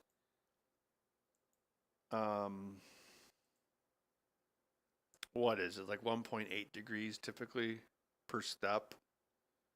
So where the hell is this? So 360. Wait, it's 200. So it's 200 steps. So times 16 is 3,200. So 3,200 divided by 31.5 times, no pi button.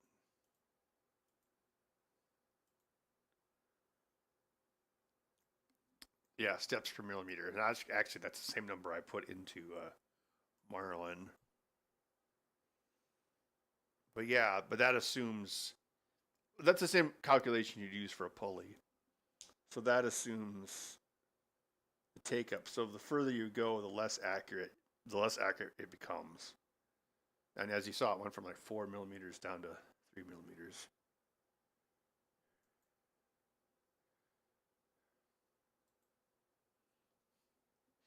Yeah, remember, pronter face used to be the way you would set up a custom printer. Oh, what are you doing over here, you blonde bastard? You think you are cute? You are! Oh, look how big you are. You are almost 5 years old now. You are an old cat. You're just a fuzzy old cat. You think you are cool? You're not! All right, go in your bed.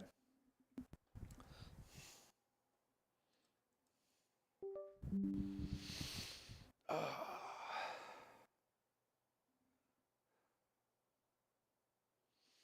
don't even know how many. I'm extremely quiet. I'll turn up the mic a little bit.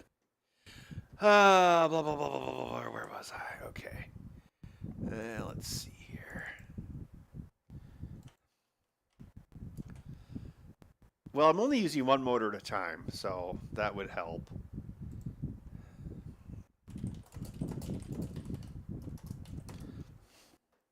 Let me check the power brick.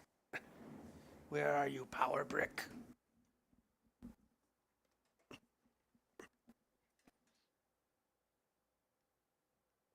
Oh, 5 amps. That should be more than enough. I mean, well, I'm not. Yeah.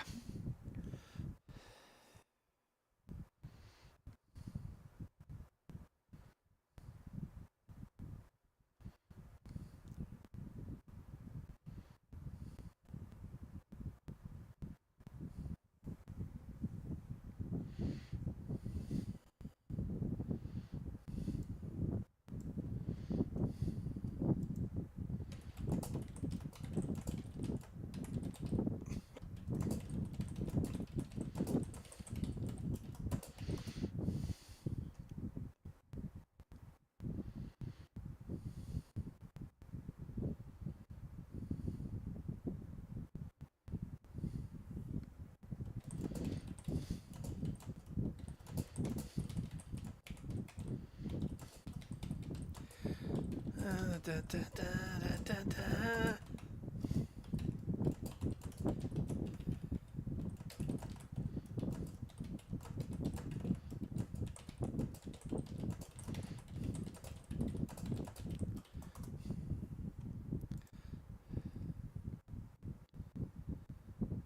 These are just like NEMA 17s.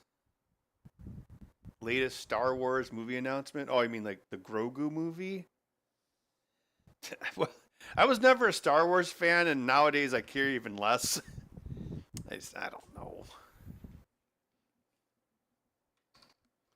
I think like deep down, Star Wars is just it's like it's there was one story and they already told it, which was really Luke Skywalker. Like the farmer who becomes a king, that ancient story.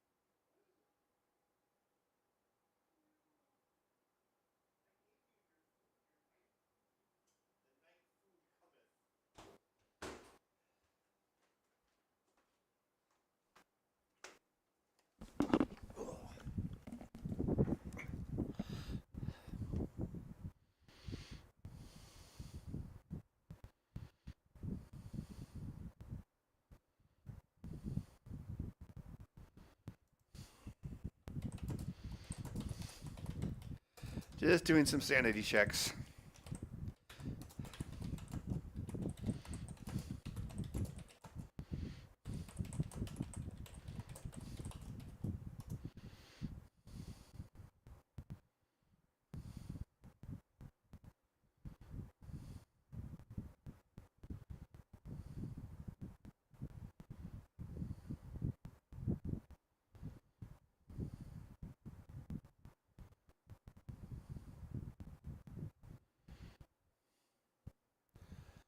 All right, what's the laziest way to test this? Okay, so we save this.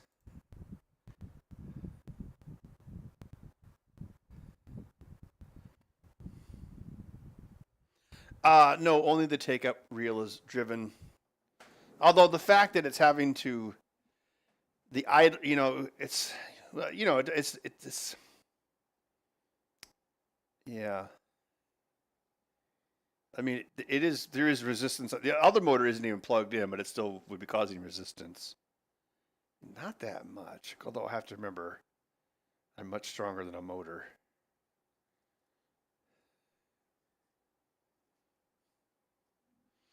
Okay. Blah blah blah. All right.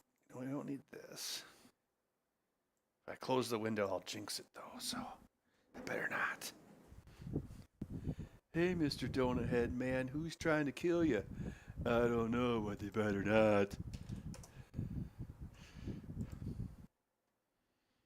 All right. So you're gonna try to do this every time? What is all this crap? Coupon Love Spa. Close folder.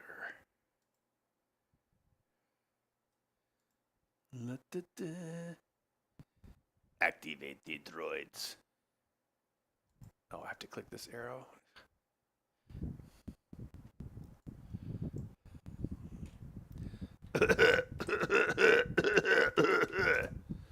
That's so the CIA can't listen to my keystrokes and figure out the password.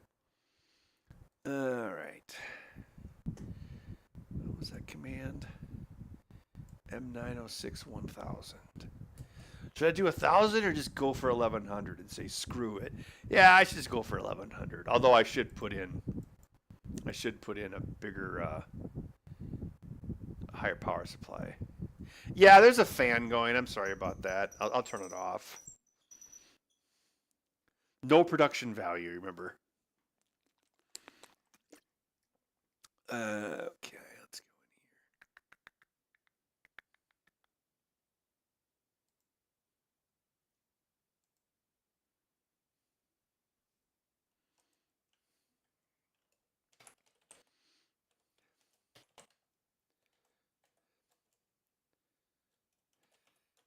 Oh, you want to type this, don't you? No, I don't. Oh my God, it knows everything. Like the AI in VS Code is super aggressive. All right, so send that command right away.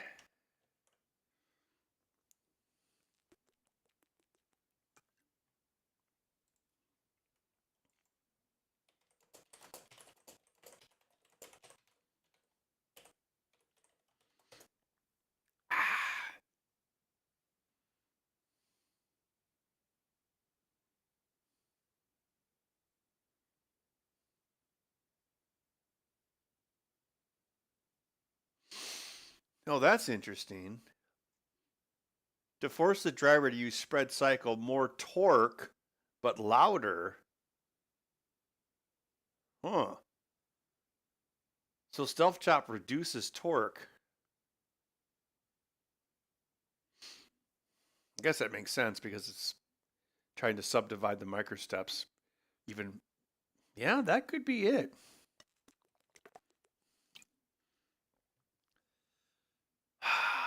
But then you would lose accuracy. Well, I'm going to try it with this current command. Okay, that's the only thing I changed. I'm going to send a remote compile command. I'm going to hack into the Matrix. Whoa.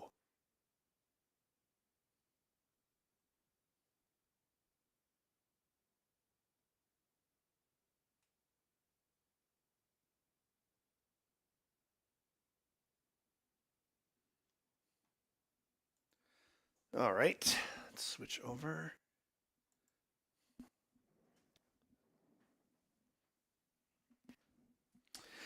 Yeah, and then again, like if you were doing well, if you had a full reel, you'd need even more power.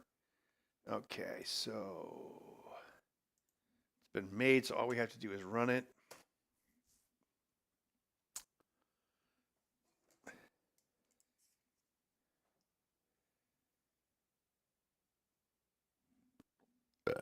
Oh, Jesus. 60.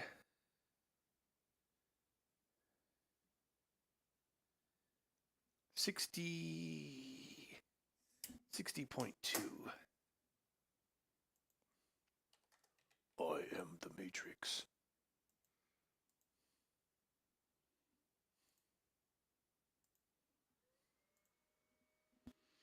All right, Keanu, we got a great movie for you.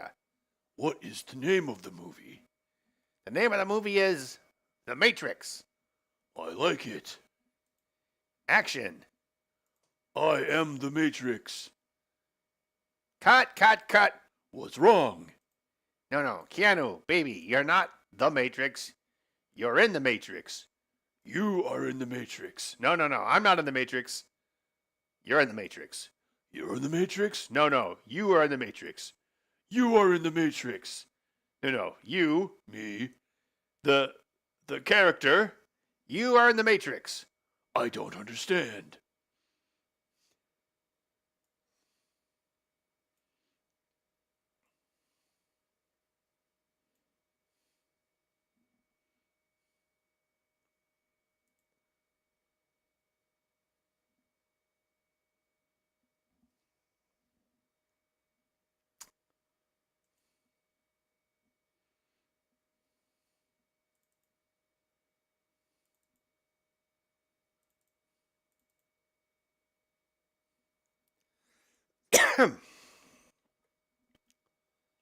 I'm feeling too lazy to even stick in the thumb drive. I'll just save it here.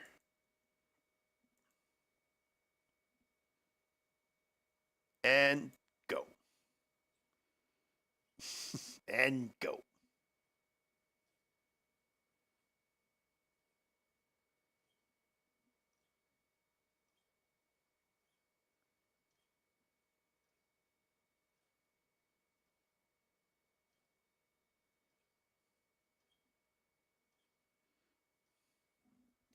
Maybe it's a haunted spool of film. 13?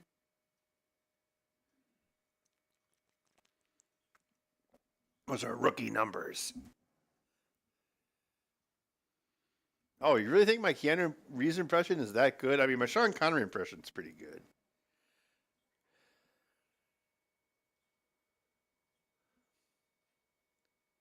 My dog is dead. I guess I will shoot everyone. Oh, look at that. Oh, wait.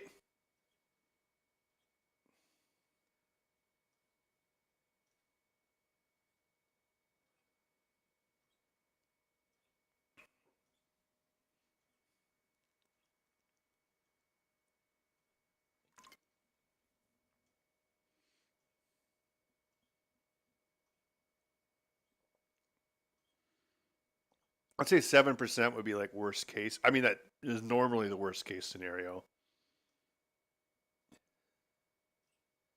Oh, this is the last shot. Oh God, I'm gonna have these reels memorized by the end, won't I? Kill me.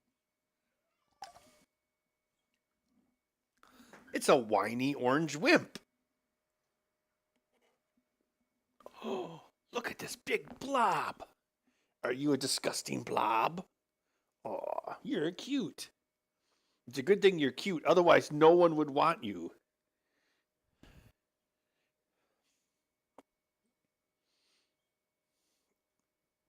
Are you a big fluff ball? Oh, that's right. We have that leftover chicken. Maybe I'll give you those bones tomorrow if you're good. So I guess I won't be giving them to you. Ha ha ha ha.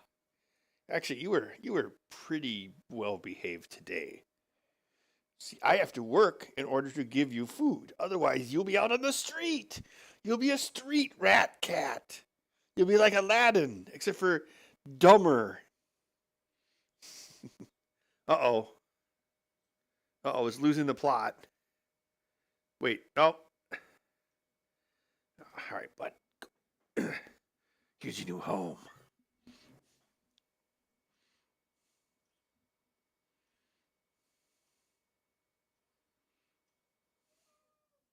Well, at least that part worked.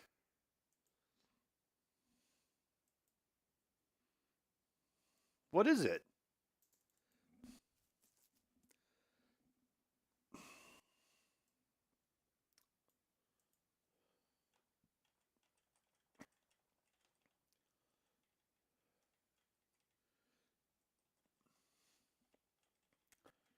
President Kennedy arrives in Dallas.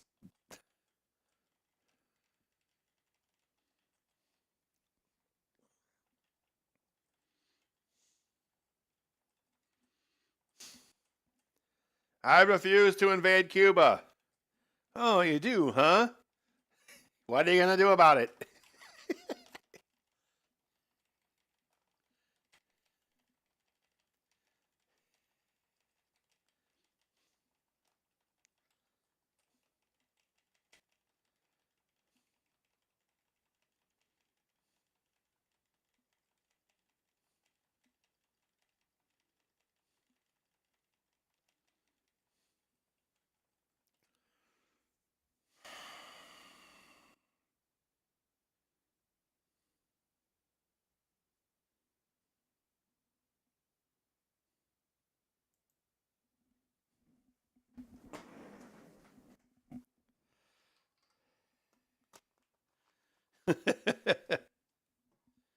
Maybe I spoke too soon? uh John, I after it scans it, it pastes it on the screen, so I think I'm just not pasting the frame buffer correctly. So the live preview isn't super accurate. Oh, it's also it's blocking. So when you request the frame, everything stops. And I did try it in a thread, but that caused other issues. Let's see.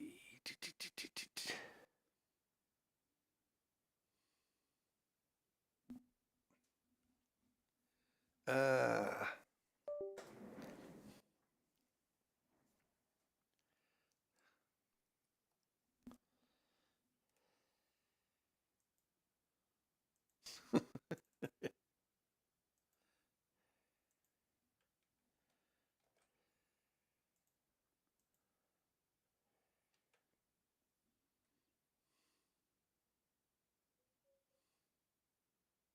What is it?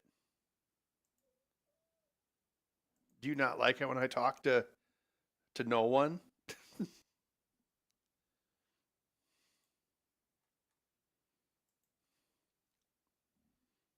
Poor Bud.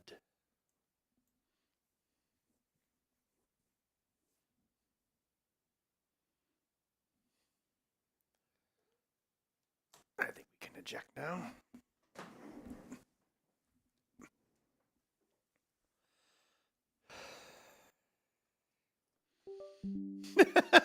It's Southeast Asia.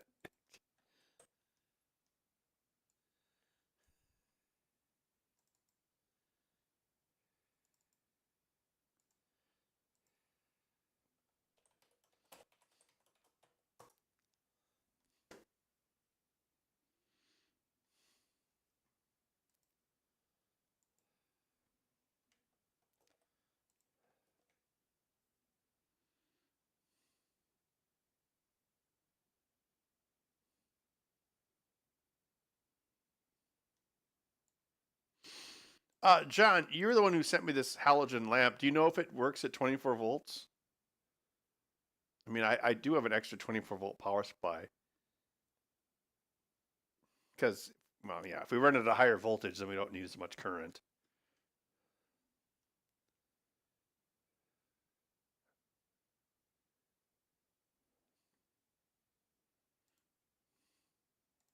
You'll believe a man can use After Effects.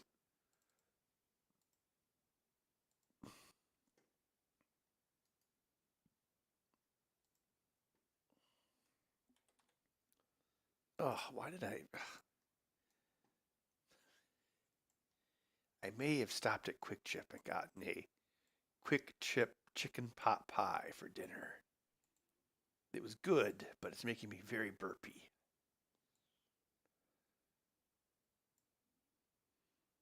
Obviously, there's some frames missing here. The CIA took them.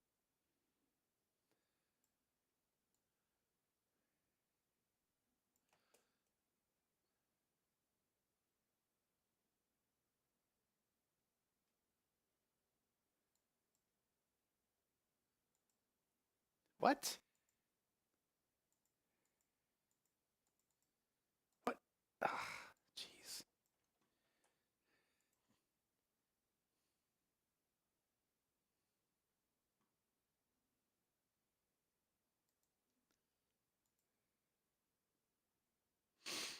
Yeah, I was just being lazy with the power supply, John. That's 100% on me. I think coding all the time now has definitely made me lazier about other things. It's like, oh, I can just type on a computer 40 hours a week and make money. Whoa, this is easy. It's definitely easier than my old life.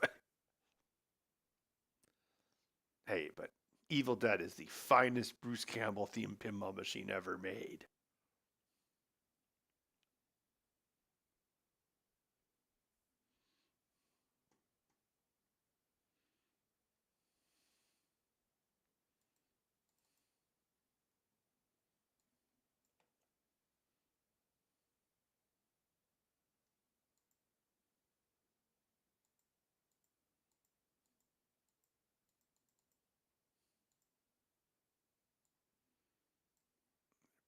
Bad frames here.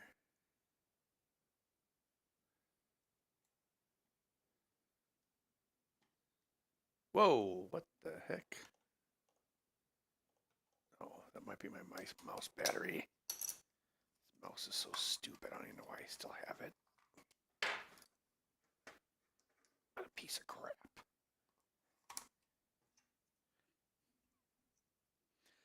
Never get a rechargeable mouse.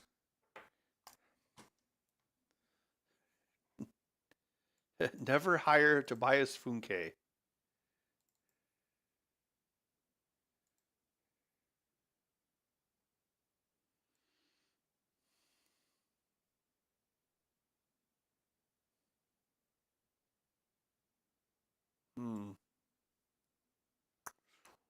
That's weird.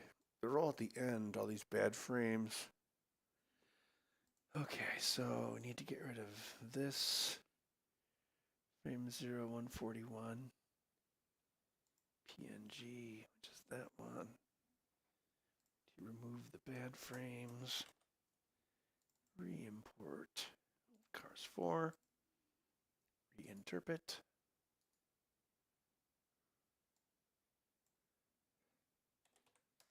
18 frames a second. Yeah, John, you should let me know. I can send you back that Minolta camera because I have another one now. It was being a little flaky when I was testing it.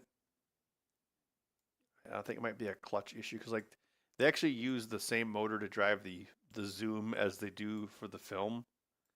So like when you push the zoom buttons, either one, it actually physically engages a clutch, which transfers power to the zoom mechanism.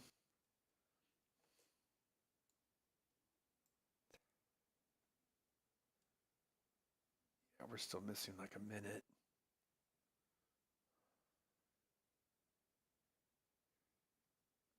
Again? What the fart?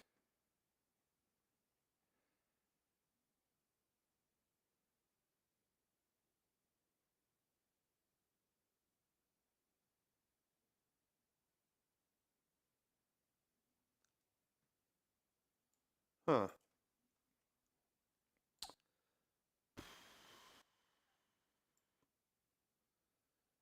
See, John, this is why I was like, I don't think it's entirely ready yet.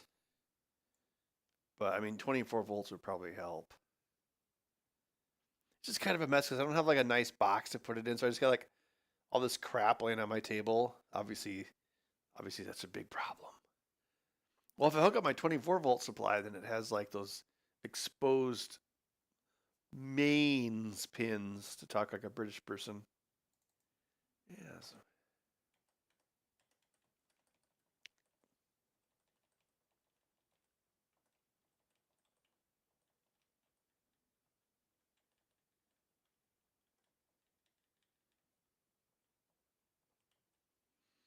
Now look at that one. It's got a cutoff on it. Look at that. I wonder if that's the one causing an issue. Oh yeah, see, you can see. Well, maybe you can't see it. Okay, I'll take that. Take frame 107. Yeah, it's truncated. All right, frames 106. Oh, no. Forgot to interpret it.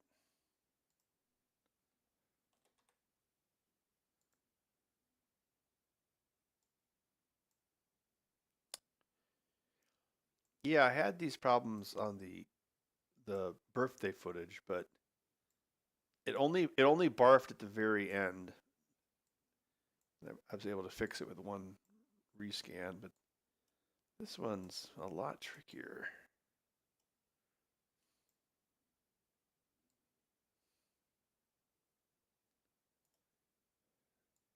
Oh, it must have had the I must have thrown the exception while it was writing the file. Oh, that would make sense because writing the file would be handled by the Linux system, not the program itself. So they probably were desynchronized.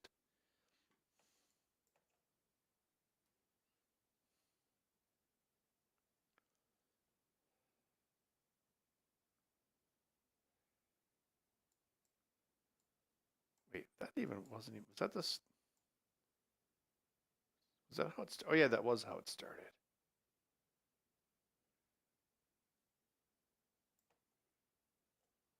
Old Cars, the movie.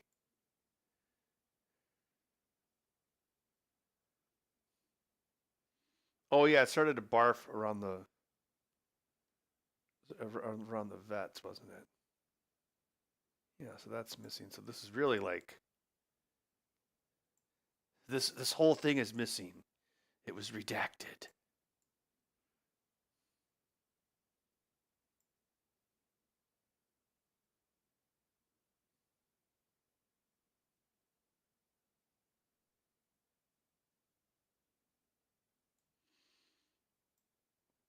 Oh, Paul, I know it caused the crash, Paul.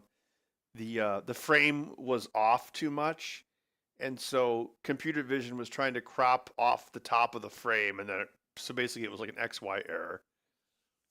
So the problem is the sprockets just became completely unaligned, and my code is not accounting for that. But I mean, obviously, I should fix that. But the problem before that is the stepper motor becomes inaccurate.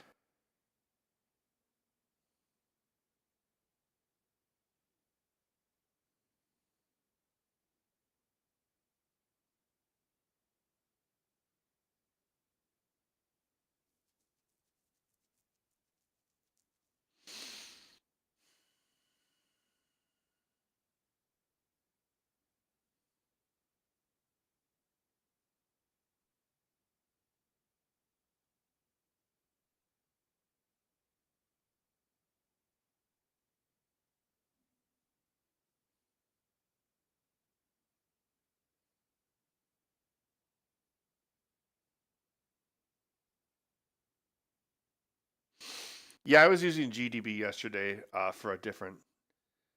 I think it was a segmentation fault, but that was because of a thread issue.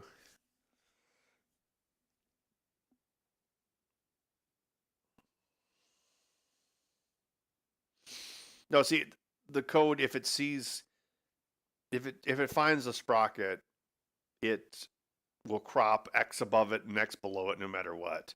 And if either one of those bounds exceeds the frame, that's what caused the error. I mean, I can here. I've got it on the screen here.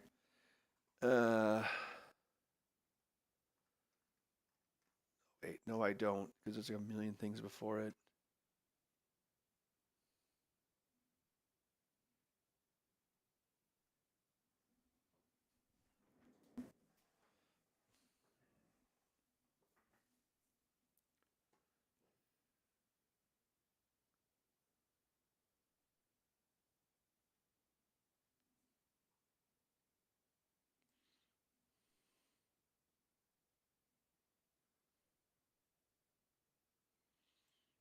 DDD is a GUI front end for GDB. Okay.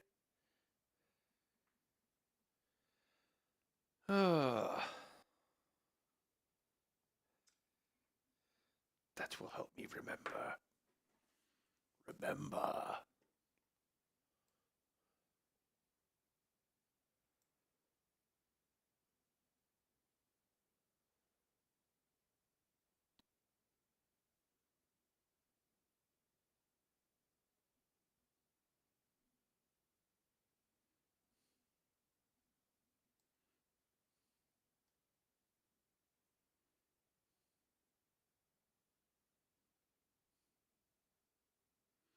Someday someone might want to try to read this.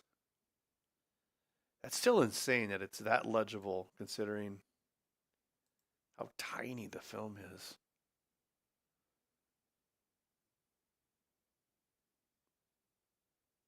That's well, I guess it was like microfiche. Yeah, look at that. Although you can see the resolution of like the scratches in the film.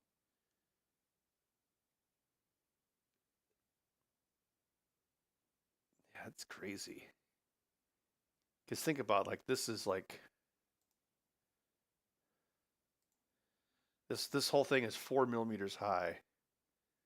So you're talking about text that's God, I don't even know what that would be. Like less than a tenth of a millimeter high of film. Probably not even that. That's crazy.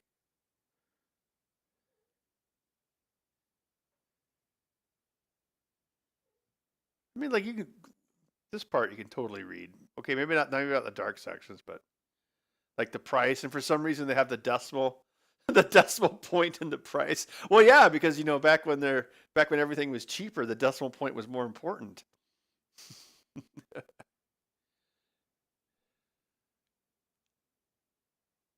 That's crazy.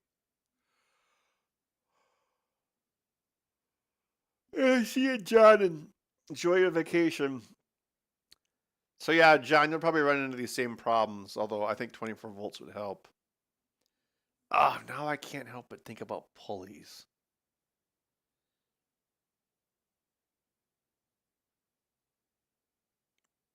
I don't even. I don't even have a set screw on that thing. I just press it onto the motor, but it's pretty tight.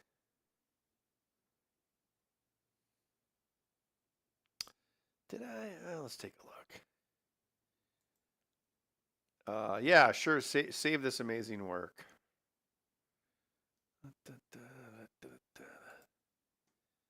Yeah, let's do one more thing here, and then I'm probably gonna call it a night. U2 spy film camera. Well, yeah, sure. If you have a big enough piece of film, it probably had. Oh God, who knows how big that film was? Probably pretty big.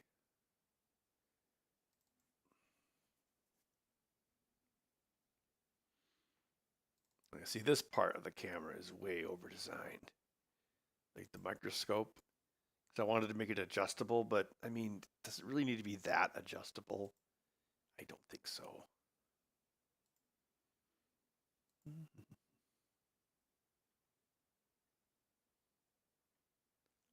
Oh, this does have a notch?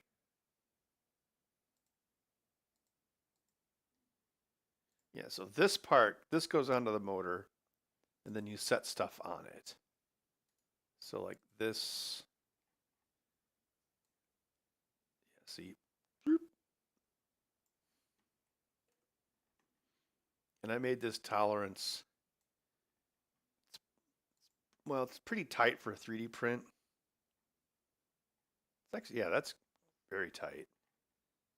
That way, you don't have slop, although it should be tensioned in just one direction. Your favorite group. Hmm.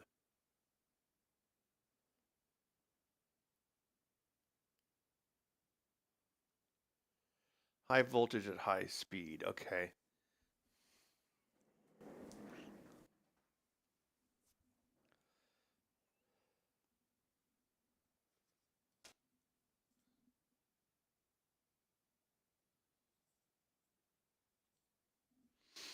Yeah, there's no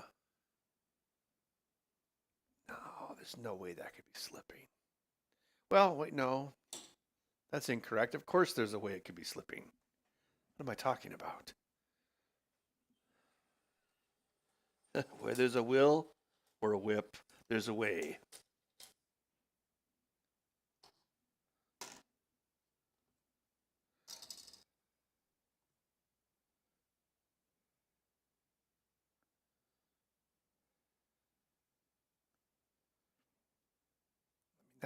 Well, that motor's not even hooked up, so that's like,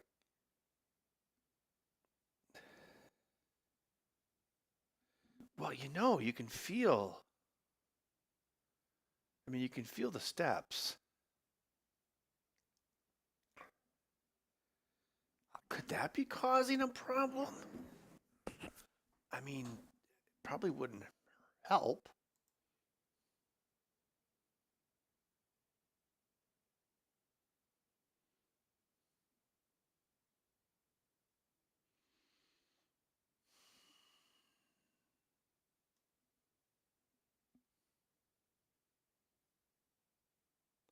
Hey, speaking of that spy plane, what was the movie? Uh, Bridge of Spies. It's like a Steven Spielberg movie. That's about U2 pilot that gets shot down, and like Tom Hanks has to get him back from the Russians. It's like a Cold War kind of thing. I remember it being pretty good.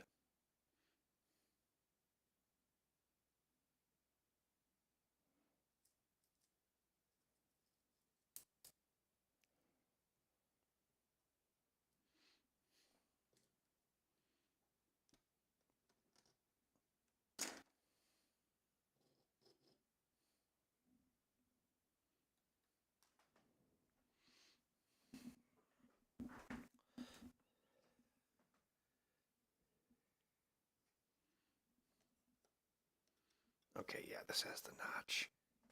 There is no way that can rotate. No, there's no way that could rotate.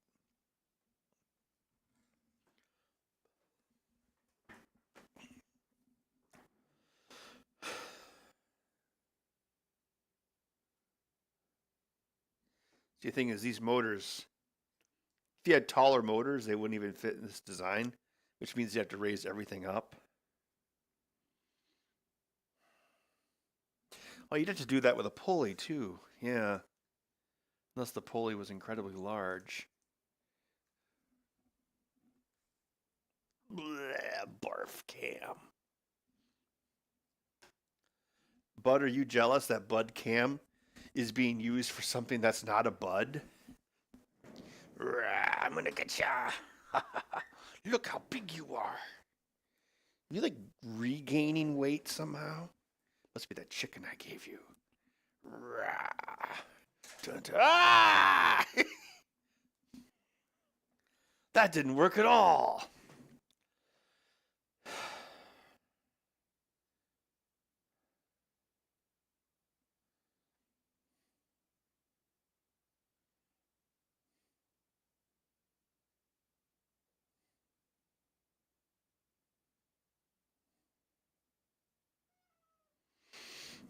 Bud, I'm trying to think.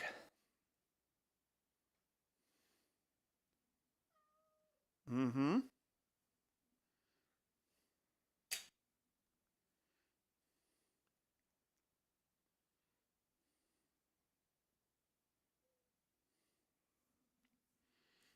Are you trying to eat the plant dirt that I still haven't cleaned up?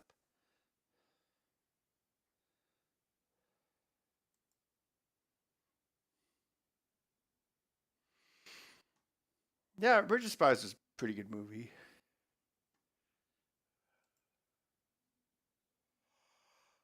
Oh, it's like the Russians shoot. I think it was based off a true story. The Russians shoot down a U-2. Or actually, did that actually happen? Maybe it didn't. And then the pilot was supposed to use a suicide coin to kill himself, but instead he gets captured, and then Tom Hanks is trying to get him back. So then, like, the Russians like have like a show trial, so to speak, and then there's a lot of stuff about like the Berlin Wall and stuff, and how like uh, East and West Germany are well, even the '60s they were completely different. I think that's weird about like the Berlin Wall and East and West Germany. It's like Berlin was well within East Germany as the country was split, but then Berlin itself was split. So it was like that's why the wall was so important in Berlin, because yeah, if you left Berlin at all, you were in East Germany. So like West Berlin was like a little island inside of East Germany, which was controlled by the Russians.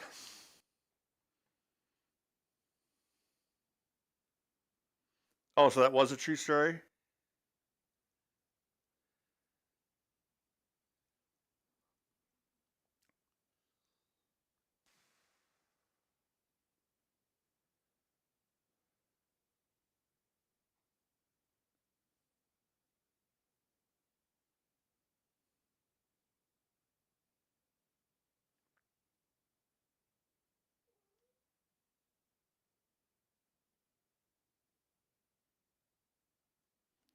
I wonder how the old projectors handled the.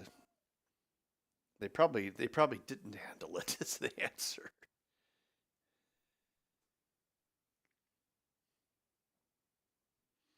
Oh, okay. I mean, I should have assumed it was a real story. But yeah, that's the premise. So it's like Tom Hanks is like a CIA guy or something, and he's trying to get that guy back from the Russians. But yeah, in the movie, the guy was supposed to kill himself after after he scuttled his plane, but then he didn't. So it's like I see he had like a 50-cent piece that had like a needle in it or something. I think was how that was supposed to work.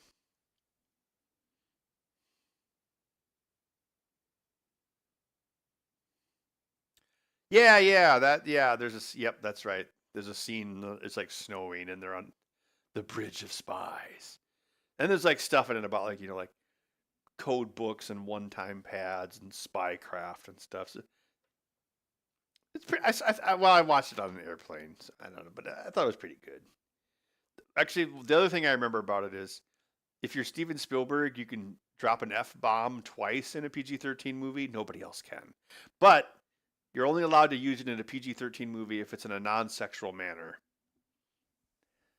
So it has to just be like as an expletive. Blah, blah, blah, blah, blah, blah, blah. Well, of course, the film scanning that I would live stream would be the one with the problems, not the ones I did yesterday. Yeah, that sounds right, Hank. Hank Scorpio. Yes. Homer, if you could kill some people on your way out, that would be a big help.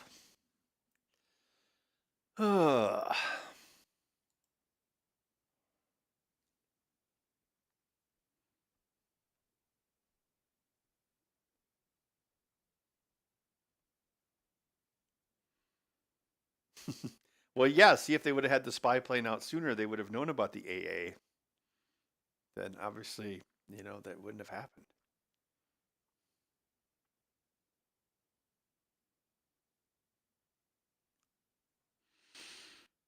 Geez, 80,000 feet?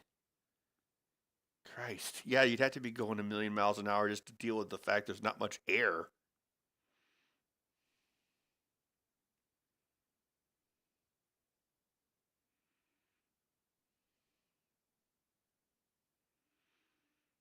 That's insane that they could hit something at 80,000 feet.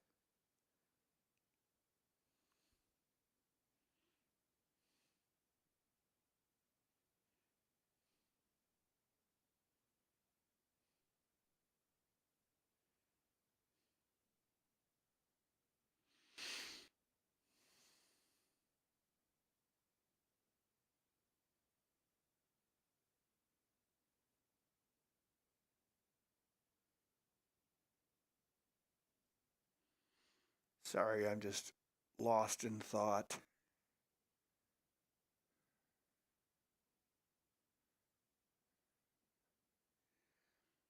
I thought about that when I did my last Jedi review. It's like, there's a reason why the bombers were flying at 35,000 feet. It's because, there's anti-air guns. So if you drop your bombs at 35,000 feet, guess what? They're still going to hit the ground. Which is why it was so dumb in The Last Jedi where they flew like 500 feet above the dreadnought. Well, of course, they did it because, you had to have them both in the same frame. Oh, God, I don't get started on that.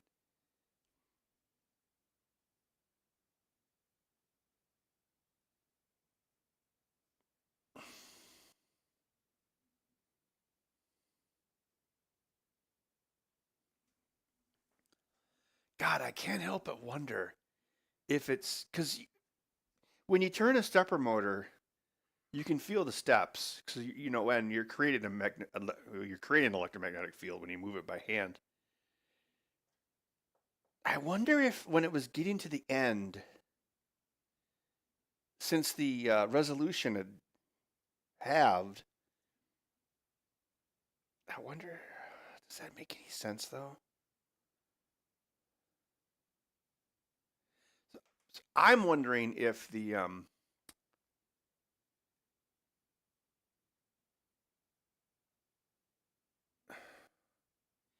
fact that you're taking it off of an unenergized stepper motor, it still has resistance. More importantly, it still has steps because every time you rotate it, you can actually feel the magnetic field's changing. Because really, it's just 4 fields, but then you have the microstepping and all that. Oh, actually, I'm sorry, it's just 2 fields.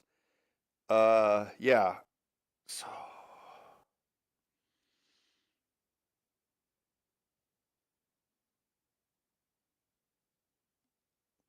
and then yeah, your torque would also reduce the wider you get because you're trying to move a larger circumference using a small angle. So it would get weaker as you went along. And then it did say stealth chop is more for speed and noise. It also makes it less heat. Yeah.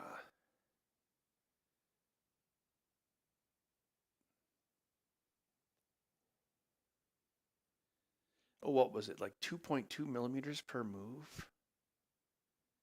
And that's what it was moving. That's what it was moving the the virtual 32 millimeter diameter shaft at. So it was moving that 2.2 linear millimeters, which isn't very much.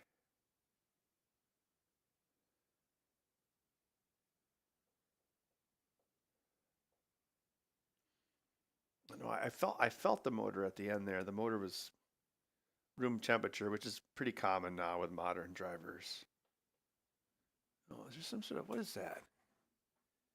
Oh, no, that's the pencil on Notepad++.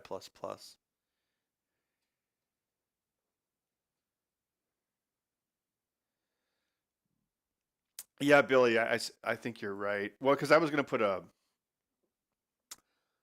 well, I'm just kind of wondering if like, yeah, once you increase the circumference by, well, almost double, you do that so you have less torque, but at the same time, you're also pulling the film off of an, even if the motor is not hooked up to anything, it's still going to have 1.8 degree steps that you can feel when you turn it with your fingers. Yeah. Yeah, so you would have, yeah, you'd have almost a 2x reduction in torque as the spool fills. And if you combine that with the fact that you would have an uneven resistance on your feed spool with the steps, that could be what's causing a jerk.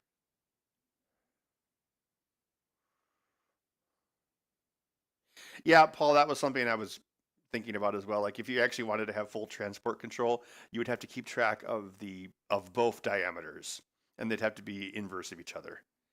Oh God, I don't know. I've been drinking a lot of water tonight for some reason, so I have to go back and again. Well, there's no beer, so we gotta drink water, right, bud?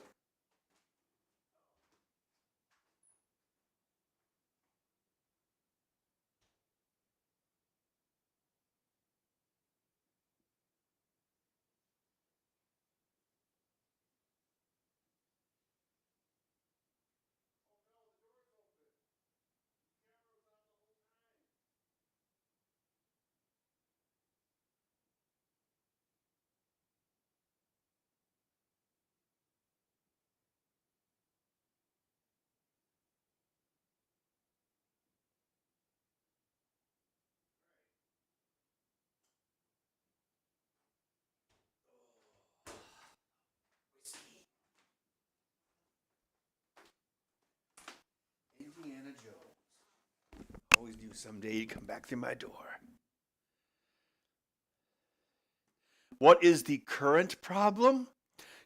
A very wise choice of words. Okay, I had a thought when I was taking a leak. Just when I think I'm out, they pull me back in. Okay. Well, I was taking a leak and I was thinking, what is the easiest way to test this theory? I'd beat you up if I wasn't so lazy. But you are lazy, right? Ah, don't get me started.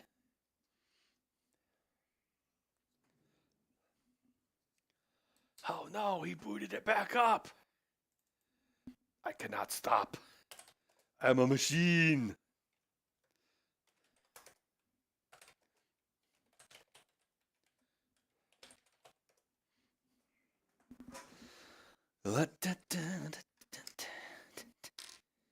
Super lazy man.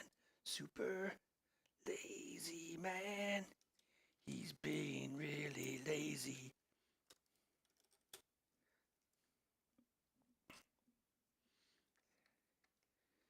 I always thought that song was saying secret Asian man when I was a kid. That's what it sounds like.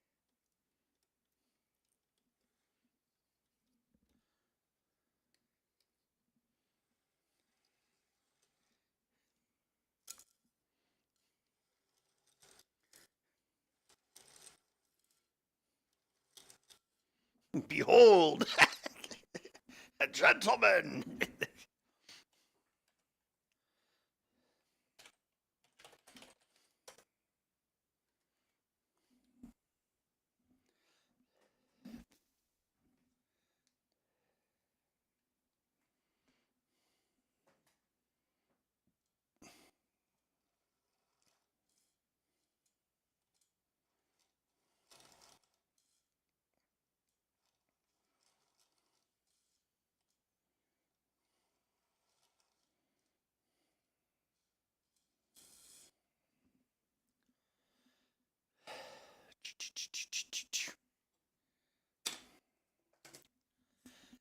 I have to at least try this. Otherwise, I'm going to be thinking about it until I go to sleep. Oh, who am I kidding? I'll still be thinking about it. It was 59.9. Why doesn't it boot with numlock on? Why? Your loud why brought me temporarily back to life.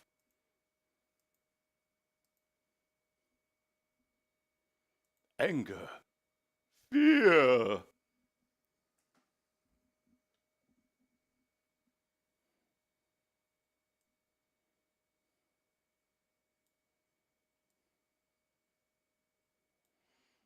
Yeah, this is the part I was mucking up before, right? With this hot rod? I think so.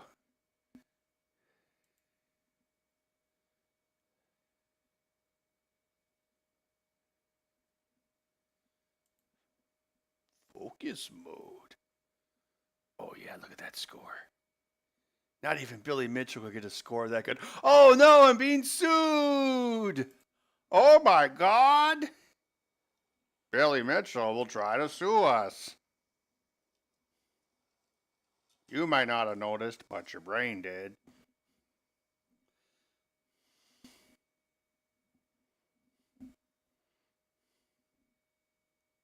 Okay, yeah, 2.2 millimeters.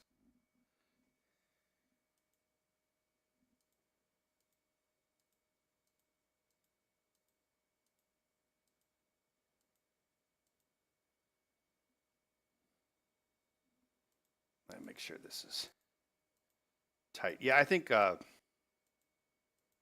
tensioner wouldn't work here because, well, I wonder if my film gate might also be a little too tight.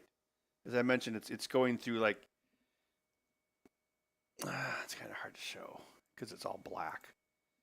It's carbon fiber. I printed out carbon fiber PLA, but it's like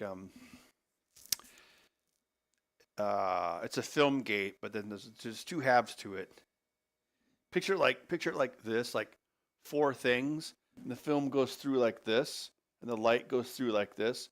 So these four things clamp together, and these four things all are wrapped with a microfiber cloth.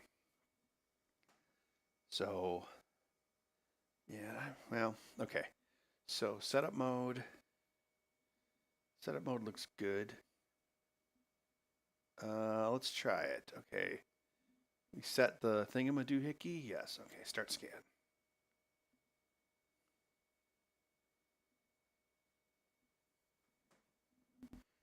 All my waters are gone. Secret agent man. There was a 10%.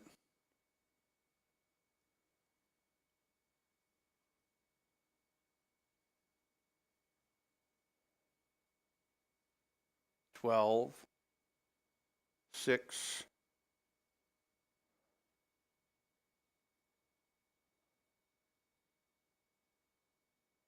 5, 8, 6, 2. Oh, look at that one. That was 0, 0, 0, 0, 0.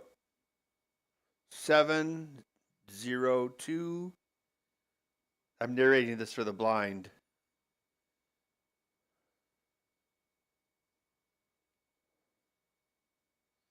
Kind of cool how they did the radiator on that hot rod.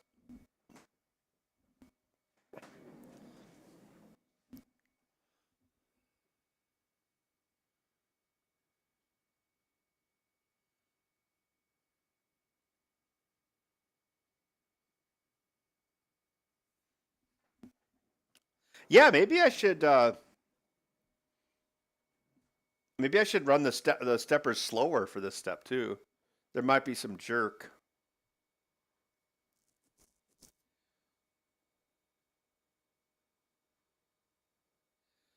Three, four, four, four, three, zero, two, two, zero, one, three, five, zero, three, five, one, six, two, four, three, one, whiny cat, one.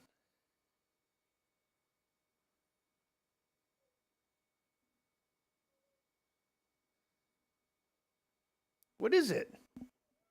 Where are you? There you are.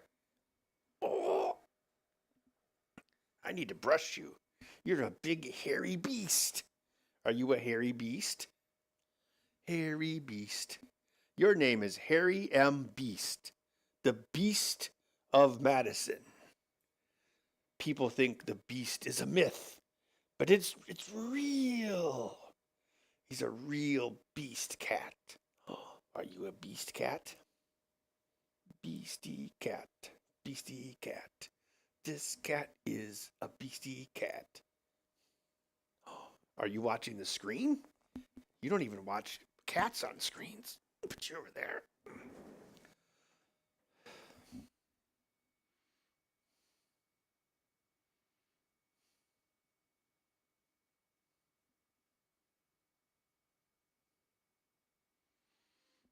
Billy, tension on which side? On the take-up side? Well, yeah, because right now I've got the spool off the feed side, so yeah. I mean, this time it's doing pretty good. We saw a couple 11s earlier, but nowadays it's vacillating between 0 and 7. I probably just jinxed it.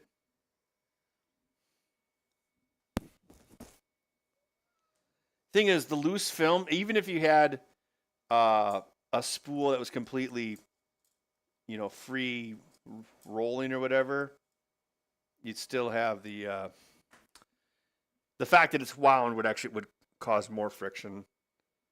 I don't know. God, it couldn't be that much.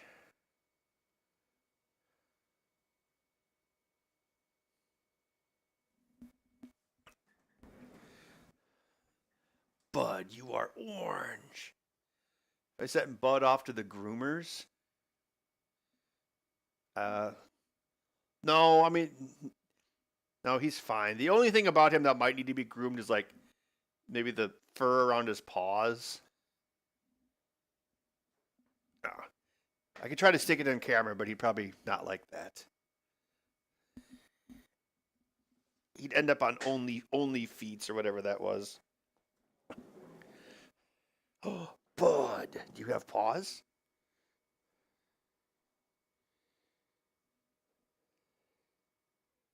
Oh, you are watching the scanner. That's what you're looking at. All right.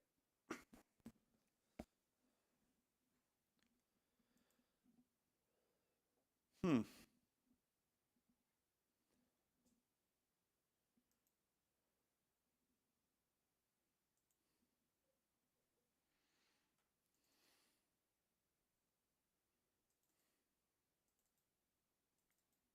Yes, this is obviously primo file arrangement here.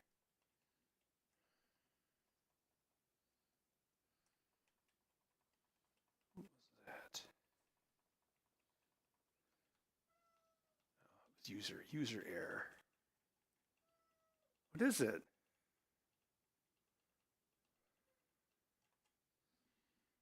Yeah, I know. We'll go to sleep soon. I have to. This vexes my soul. Oh, I guess we went around the barn there. Yeah, got all of that. Okay, those look good.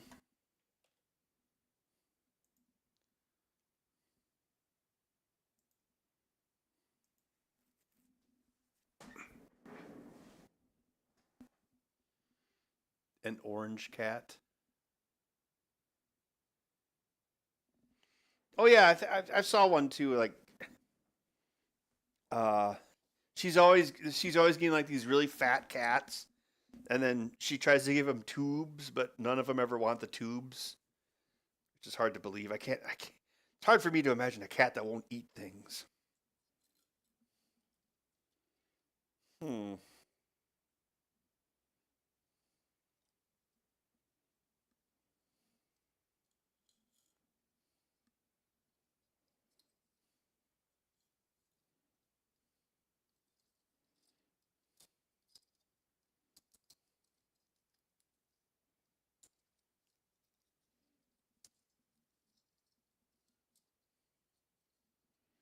In hindsight, I probably should have had this go in the opposite direction.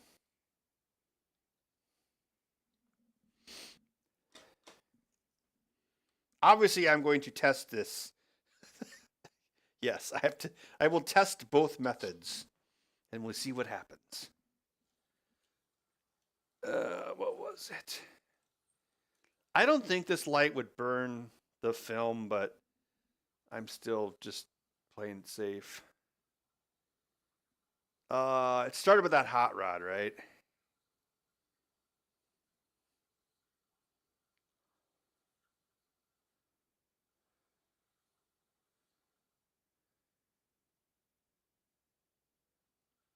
Oh wait, I think it was this guy. This is my favorite part. It's so much fun. Okay, we'll start there. That's pretty accurate. Okay, we'll make sure both are fully tensioned.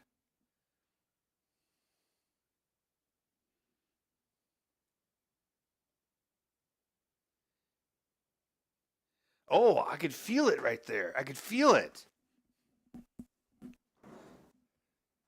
I don't know if, well, yeah, you can't.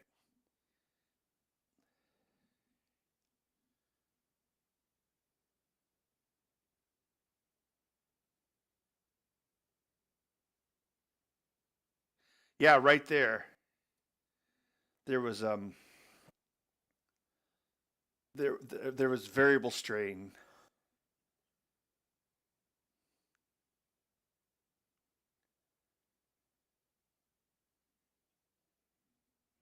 Yeah, there it happened again right there. Yeah, I bet that's it. Oh, yes, my favorite part. Oh, yes. Get the high score. Billy Mitchell is obviously the best human to ever exist.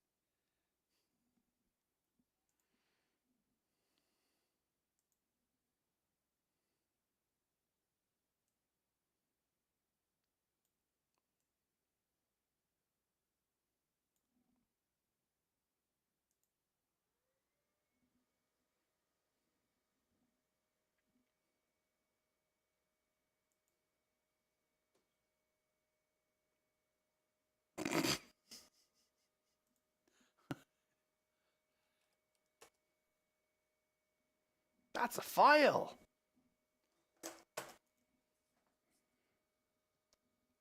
I plead the fifth.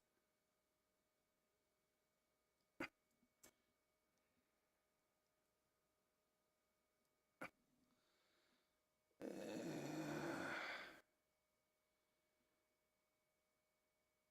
59.5.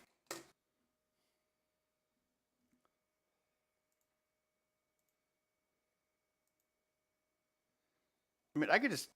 Oh, disable motors. I guess I could probably just build a separate rewinder.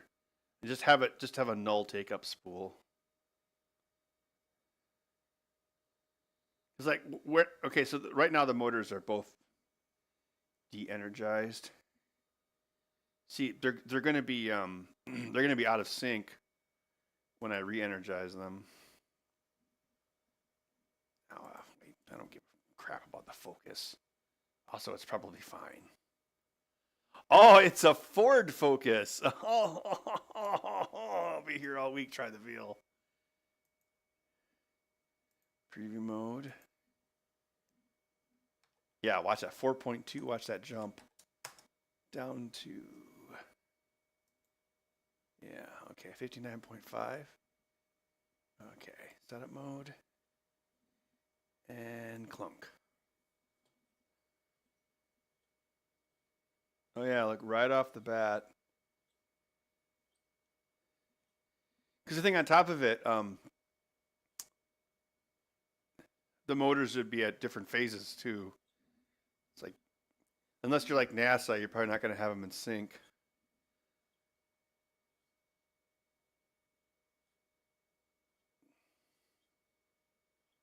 So you probably have like a curve where it'd be all right for a certain number of frames, and then it would like clunk out.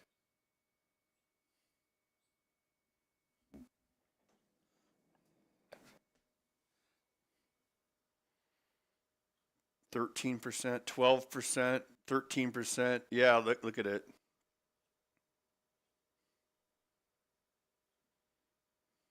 $15. Oh, it's close to a fail state.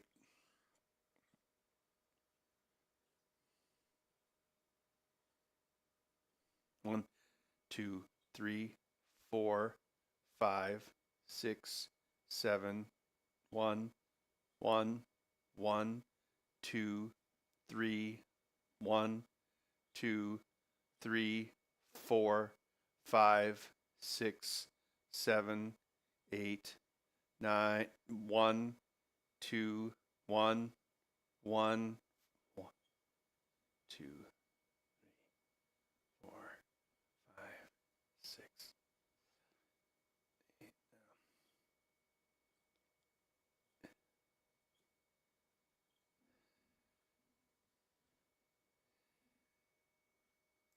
Stop scan. Fan off. Light off. Motors off.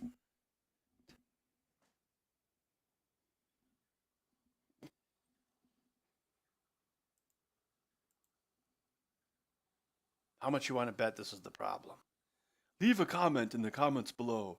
Don't forget to smash that like button.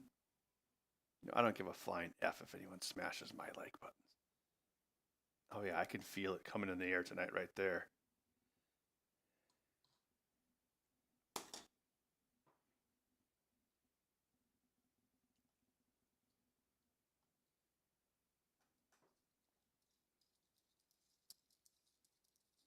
This reminds me of when I worked at the movie theater. Had like the movie platters and everything.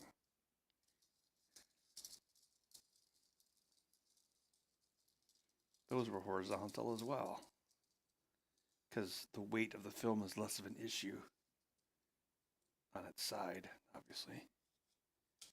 Okay, decompressed. Okay, so we went back here. Okay, re-enable motors, re-enable fan, nudge. Close enough. Setup mode's good. Spool reset to 59.5. Let's just make sure that took. Reset again. What color? Okay. Wipe them out. All of them. You're erasing history, man. And start.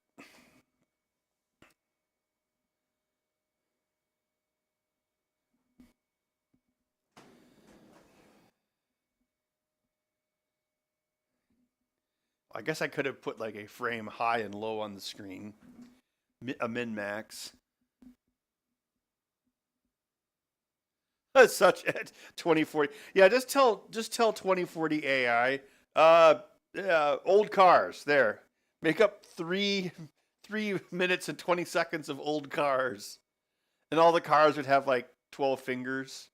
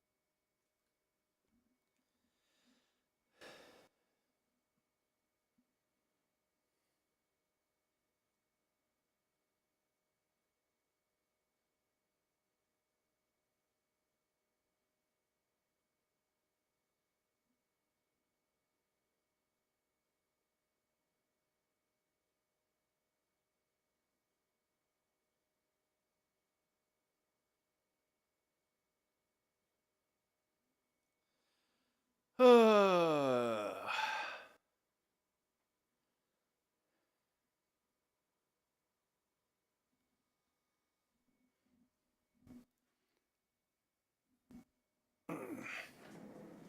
I don't think it was a code issue. I mean, well, obviously the code needs more error checking, but because yeah, I mean, obviously we should handle when the sprockets get misaligned. Like it should give you a warning or send you an email, and then you'd go back into video mode, and then you would the nudge it, nudge the next sprocket into position, and then you'd resume.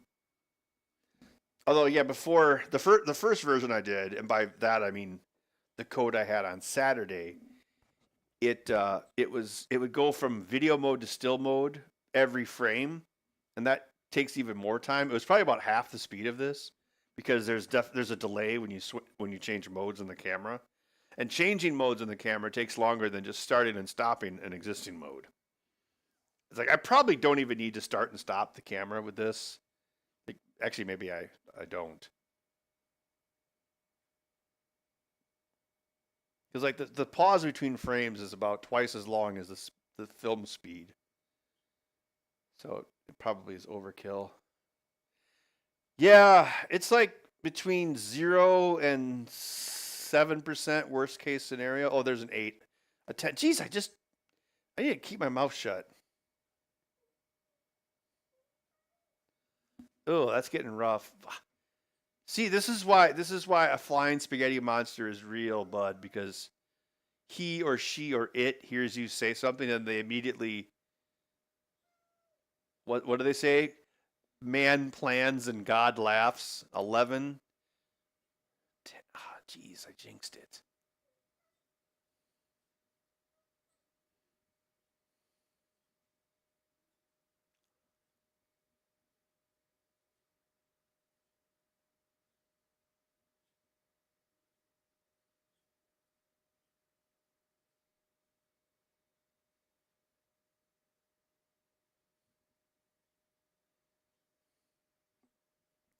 I mean, you'd still have a little bit of torque because of the friction of the film gate felt thing, which probably doesn't need to be.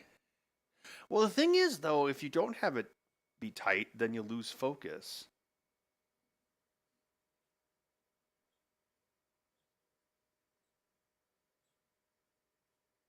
Oh,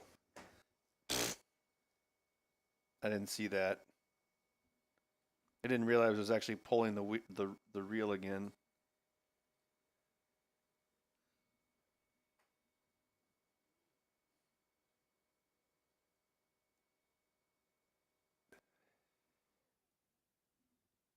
Yeah, I bet that's it.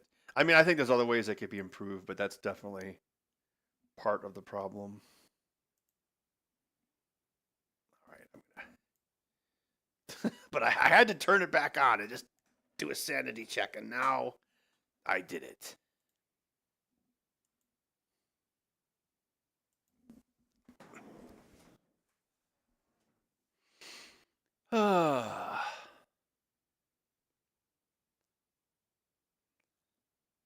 Yeah, Rets. This is a 8 millimeter film scanner.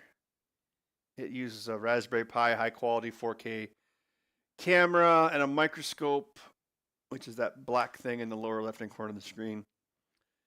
And yeah, it scans them really, really nicely. Here, I'll put something up. Yeah, I gotta bounce here. Well, I don't have to, but I want to.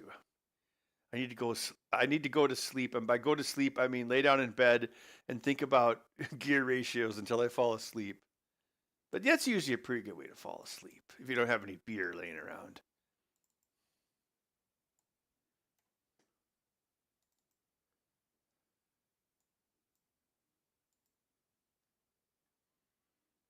Yeah, these are like 2900 by 1600. So it's actually more resolution than my screen. This. Well, I guess yeah. You guys. Oh, what am I doing? I'm in the wrong screen. Sorry. Yeah.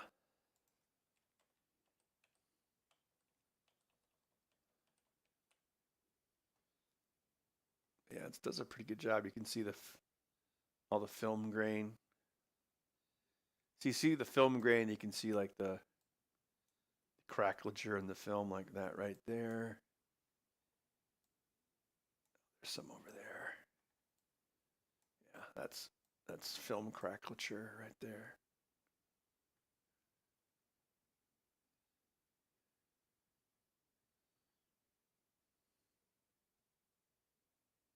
Are those the color crystals?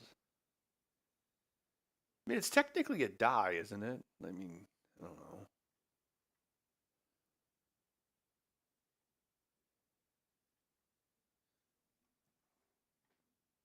I mean, this is supposed to be a raw image. Yeah, it's too random to be a computer thing. And by random, I mean 45-degree angles. It's less noticeable there, but yeah, you can definitely see it. Yeah, you can kind of see different colors. Look at that. It's kind of like a scrambled up CRT. That's crazy. I mean, am I thinking of this correctly? Well, yeah, look at this. You can see, well, I don't know how well it comes through in there, but actually it does. So you can see like a blue portion here, a blue portion here, like a blue. It's almost like veins of blue. Actually, I'm partially colorblind, so it's kind of tough for me. Yeah, it almost looks like flakes almost. Because the thing is, even if the image was out of focus, you would still. Oh yeah. Let's. Oh god damn it. Yeah, god damn my natural curiosity. What was that? What was that cabin in the woods? Damn you and your human needs or whatever. Uh.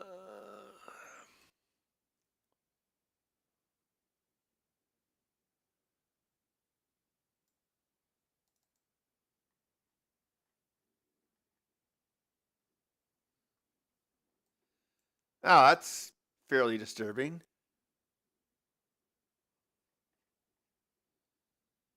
See, the thing is, even if the shot was out of focus, the crystals would still be in focus. That's too disturbing.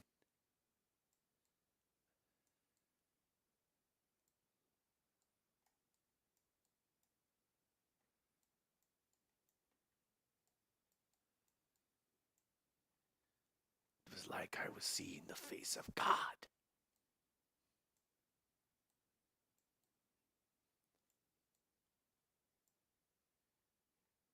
Wait, this is. Where's the.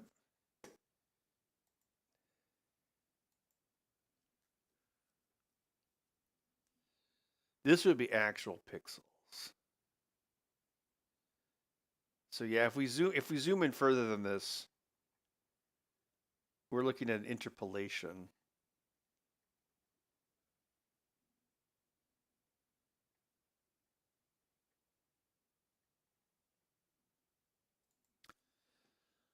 Oh, for God's sakes. Stop!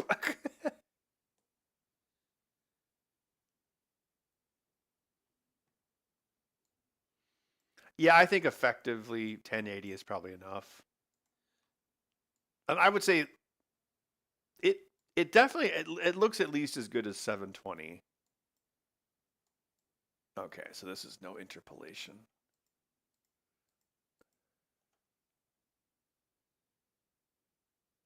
God, yeah, it does look like it.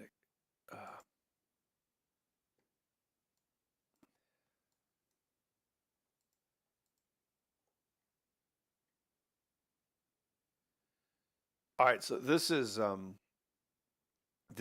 what the. Oh, screw you. This is so this is a this is 100%. But in Photoshop, if we zoom in, it's still going to give us nearest neighbor, unless we specifically resize it.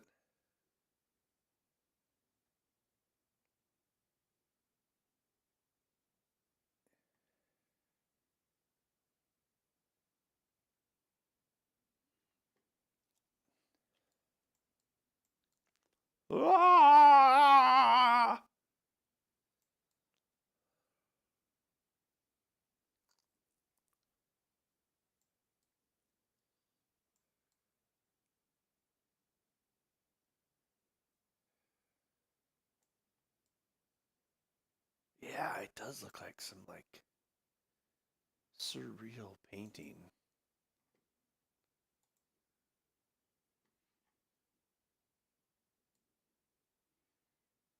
Some of the ones at the end were in focus, if I recall correctly, like this one.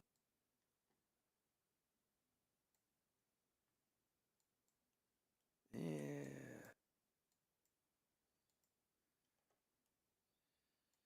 Yeah, look, it looks like a Monet. Yeah, I can see, you know.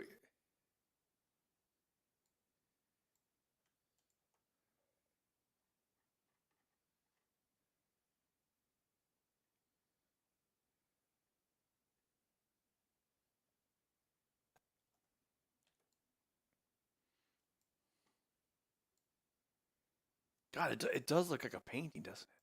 Well, yeah, look at like when you zoom in close, you can kind of see see that it's made up of all the colors, but there's certain biases. It's still mostly pink. I mean, I guess that's a fairly in focus. Well, probably not as good as those cars was. Oh no, what am I? Okay.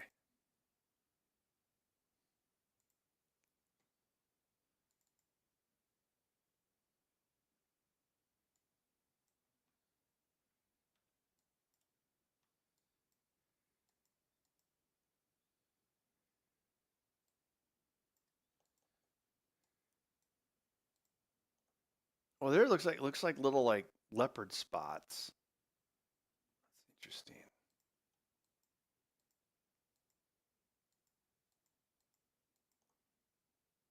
Oh Jesus! Stop. Oh, this is one where the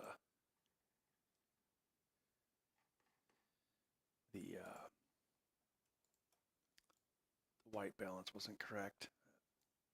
Well, that's irrelevant.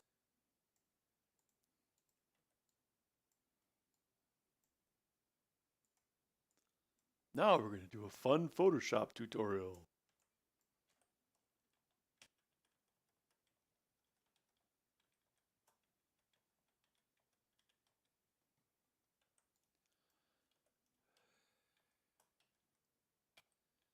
This is how the James Webb Space Telescope lines up stars. That looks pretty bang on.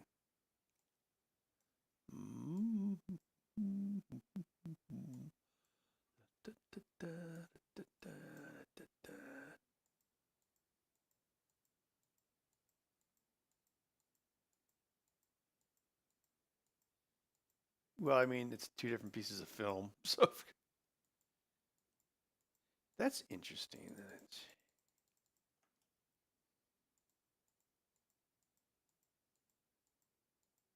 Oh, that's right. The frame was moving around. So actually, I should look at this. Oh, yeah, there's some squiggly worms. Yeah, it's completely random. Look at that. Are they, am I thinking, I thought it was, is it dyes or is it emulsifiers? I do not know. But it seems random. Well, of course it would be random because it's physical. Huh. Okay, well, I think I solved the biggest mystery. So I think I should call it quits. I think the gimp's sleeping.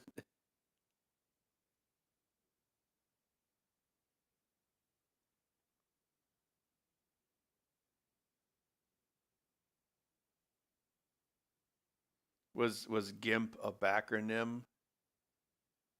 Because it's what? GNU image manipulation program, right? All right. Well, I'm gonna get some sleep, but I hope you enjoyed that stream, and I guess we learned some stuff about this design. Yeah, I think actually, probably the easiest way to do it would just be to have the spool on the left be null, and then when you want to rewind it, you just take the film off the spool on the right, put it on the null spool, and then wind it back onto the active Y spool. Because the thing is, even if we were driving both of the motors, we would you'd still have the same problem because unless the motors are somehow magically perfectly in sync, I mean, even if it's like 256th of a step, you would be introducing the possibility of error, and then you would also your math would be even more critical, and the errors on each axis would accumulate over time. Yeah, but I think there could still be other stuff too, like maybe another tensioner. But yeah, probably just like a null pulley. Yeah. So maybe I could do probably make just like a skate bearing. Obviously, you want to have as little friction as possible. That would probably work. So I could the left arm of that I could redesign it so that it holds a null pulley instead of a stepper motor. Because it's like in the two arms that hold the stepper motors are just mirrored pieces, so I could just design a different arm for the left. Yeah, that would probably work.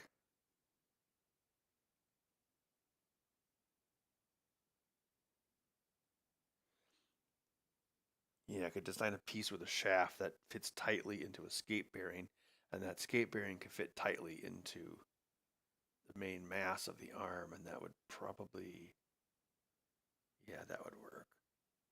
Oh, you had to print it in two pieces. Now that would be fine. You just put a screw through it. Yeah, so you'd have the top piece, which would have the spokes. Then you'd have the shaft, which would go into the skate bearing. Then you just run a screw. You run a screw through it, just like how you had the shaft on the motor. And then, yeah, that would work. There'd be a little bit of weight from the inside of the bearing, but I don't think it'd be a big deal. The main thing is you wouldn't be magnetizing steps. It still would be, man, yeah. But I still can't stop thinking about like even if you had like a 2-to-1 gear reduction, then you would start out at 8 millimeters, 8.4 millimeters per frame, and once you got down to the end of a 3-inch spool, you'd be at 4.2 because you'd be twice as much. You'd double everything. So yeah, if you went from a small pulley on the motor to a larger pulley on the take-up wheel, that would increase your accuracy. Yeah.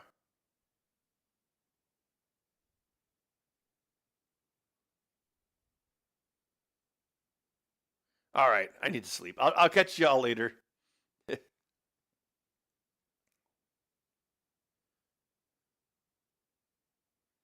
Well, yeah, Rats. I think I probably would just use one motor because that's the simplest way to do it. Oh no, no, no. If I lay down, I'll be thinking about this in my head, but that'll actually make me go to sleep.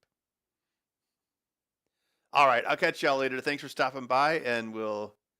Oh my God, 3.5 hours. All right.